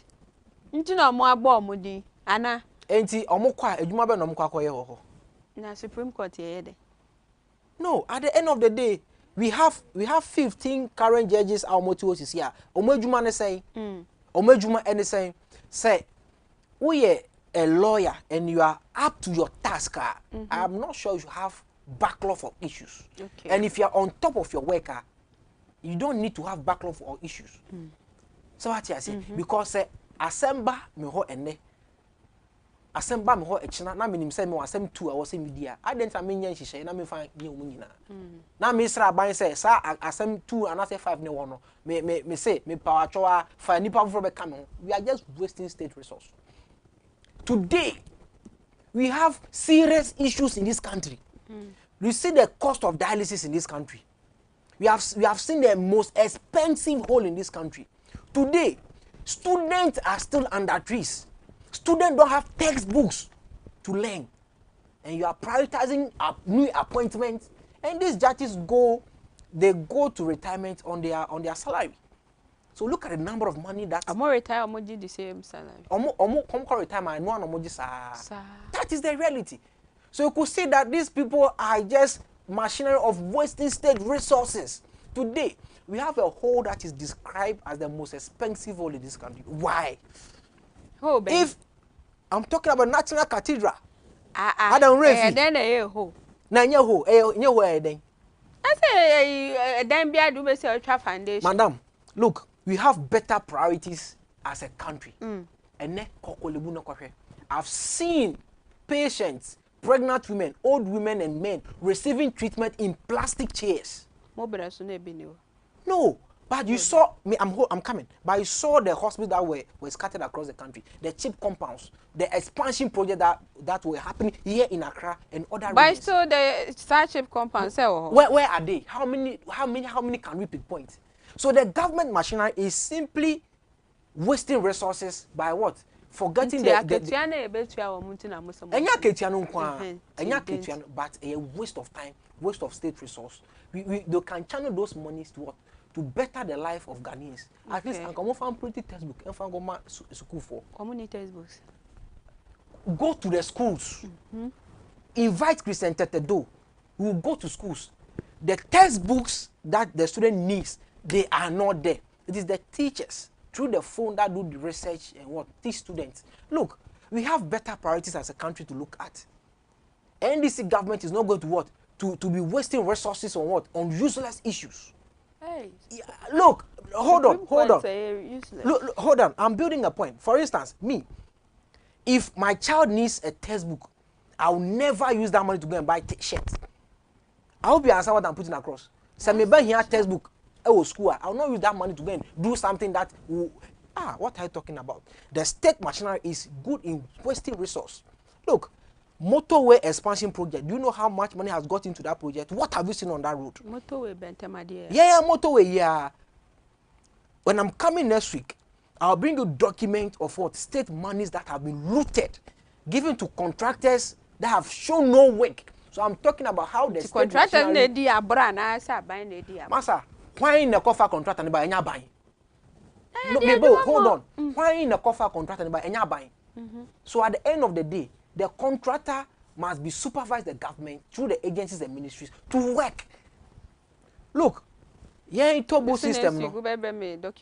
I'm bringing you documents. You understand my point? Look, we must get serious in this country. It's not needed at this particular time. We have priorities. We have here. And Kenya Crampon, or Mufis can be Franco share free SHS. No mutima ye banum idwani papa no mundi. Because say ye mameno or Tihona say or Tinejuma soa, onye jumana a judge for now, a lawyer for him, or Munkasa bebre. They act, they don't just talk. They should spare us this. Just talking. Or Casado to listen to them because it baffles me because we have priorities as a country. Look, Oko Brateshi Nungwaha. Look at the overpass over here. Go to Underbridge. Go there and go and see for yourself. Look, like sometimes I get too passionate on some of these issues. Because you see that, when we say we need assay, we need a pro. But I say there be that open so cheap pons. We need now the but cheap pons we need. What is the essence of it? Fix your eyes before you paint your face. Fix your eyes. Fix your eyes before you what? You paint your face. That is my message to them. No. We have better priorities in this country. Yes. Our roads are bad. Our hospitals are not finished. We have hospitals in the bushes that are not completed. We have chin compounds to complete. We have a lot of issues to tackle as a nation and as a state. My dear, look at the National Cathedral issue that I'm talking about. The money that have gone there can build hospitals, not just hospitals, fully furnished hospitals, like 300 of them in this country. 300? That is the reality. That is the reality. You don't know how useful this government, how wasteful this government have been over these years. You understand? And I'm daring you to do your basic analysis and research so that you speak fast to the people. 300 hospitals. Yes, the money that have gone into the free SHS. Yes. John Dramani Mahama has stated that he's not going to allow any of his government appointee to buy any state assets. We should listen to John Dramani Mahama's words. Dear Panoma Tom will end this appearance. Opposition for Famba. Mebao, me unimbi, unima Fabra. Se unima Fabra. John Dramani Mahama can say. Omo the corruption allegation be the tata no anya sa na omo ye na omo gun ni ofi ene John Dramani Mahama opposition for the past 7.5 years say omo evidence bia anka mo ntwenye fa nkoko na mo gis kana sa mo gi e ni fi ncheme ebiesi wa Ghana you understand ebiesi wa Ghana ebiesi da say aban no esi meba president akoko tida meba say omo say oye guilty anase wasane contra anase wabo oman no krono a omo fambra eye kasa fin keke enipa meba enipa ni su ni ban no wo de tutu MPP fo ni na he has stand tall after them all. Why not the John Dramani Mahama to or MPP mo? Look, we should fake the facts and speak truth to power and make sure that we right our wrongs moving forward as a country. Yo, and the real Christian dear. Busia. Ade ma shock you. And then the NDC communication team member, regional member. Yes, regional communication team member. Right, Christian Tete. Was it do Canadian? What they might do? I've had do and come. Do media mate. Or no, and I know he and Yan were high and then the children come with 5 free SHS home. Now my boss and the question what they are home con so I better bring me document. And see what dear my infant known to war. Next week, or best I have by documents in the magic.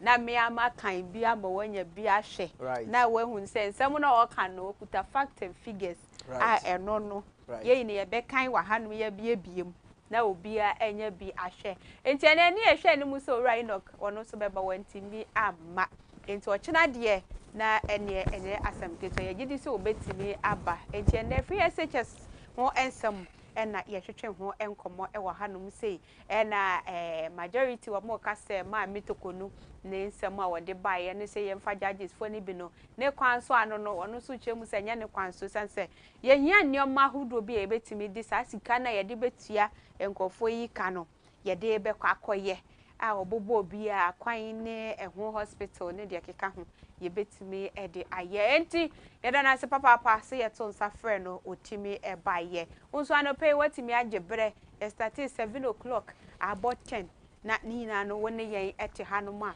watimi eni yen edi dwumadie no kama enti ye da se papa se Facebook na wo hwɛ yen anope aseda ne bi enkoma YouTube Radio SM munyina no anope ye da ma se papa ye said ya da ye no na muso mo ni yen no monkoso na monye ne sa mo likes ne mo comment ni nyina no eho hia ya nkasa enti ye da se papa ye be sorry so na ye mo ra Christian just a second na on found the final words emfa etuja enti ora Christian final words second okay Ghana for empempen so aye dui ye wo crossroad ana say ye wo akonya say ye be ye nhihye papa e de ama Ghana for ama ho atoye den na ye pe say oman aban bia mfesi kan be hye me no botum ba de ye pe ne say ye pe akwan papa John Dramani Mahama no sisi akwan ye pe suku dan papa no sisi suku adan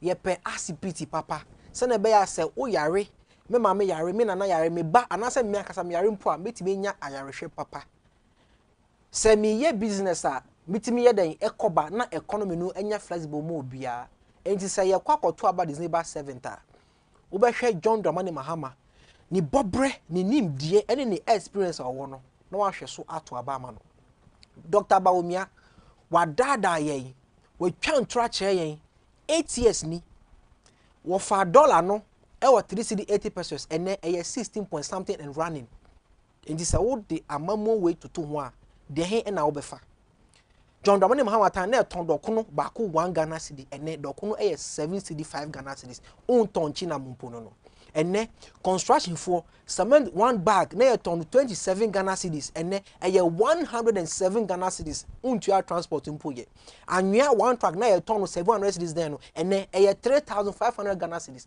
and that is the reality. Ene se uko dwoma uko tomeko uko tonya adoa den anase kasa ben na edwomfo anase maame no mo dwom omo ka kire wo se ototo sa amamo kankan fun we ya na the ma John Dramani Mahama wan kasa se wo yetimuni papa na obadwene oman Ghana ho a ubehu bebia obeto aba nafa me da Christian da se ye na yetimamufo papa ene ye wa ha se enti kasia ye se ye hwe asetenam na ye nto ya ba bateba ne timamu papa dia ye ina no ye yetimamufo papa obehu no kra ube kasa ne no kra na e bitwapo na ene ora Christian that's a papa president confirm go save travel and tour Saranso and Hola Savior Helba Center and kama one more ekaho and enagad medicated toothpaste eno ekaho ebi enano pay one more boy chidom so ya sen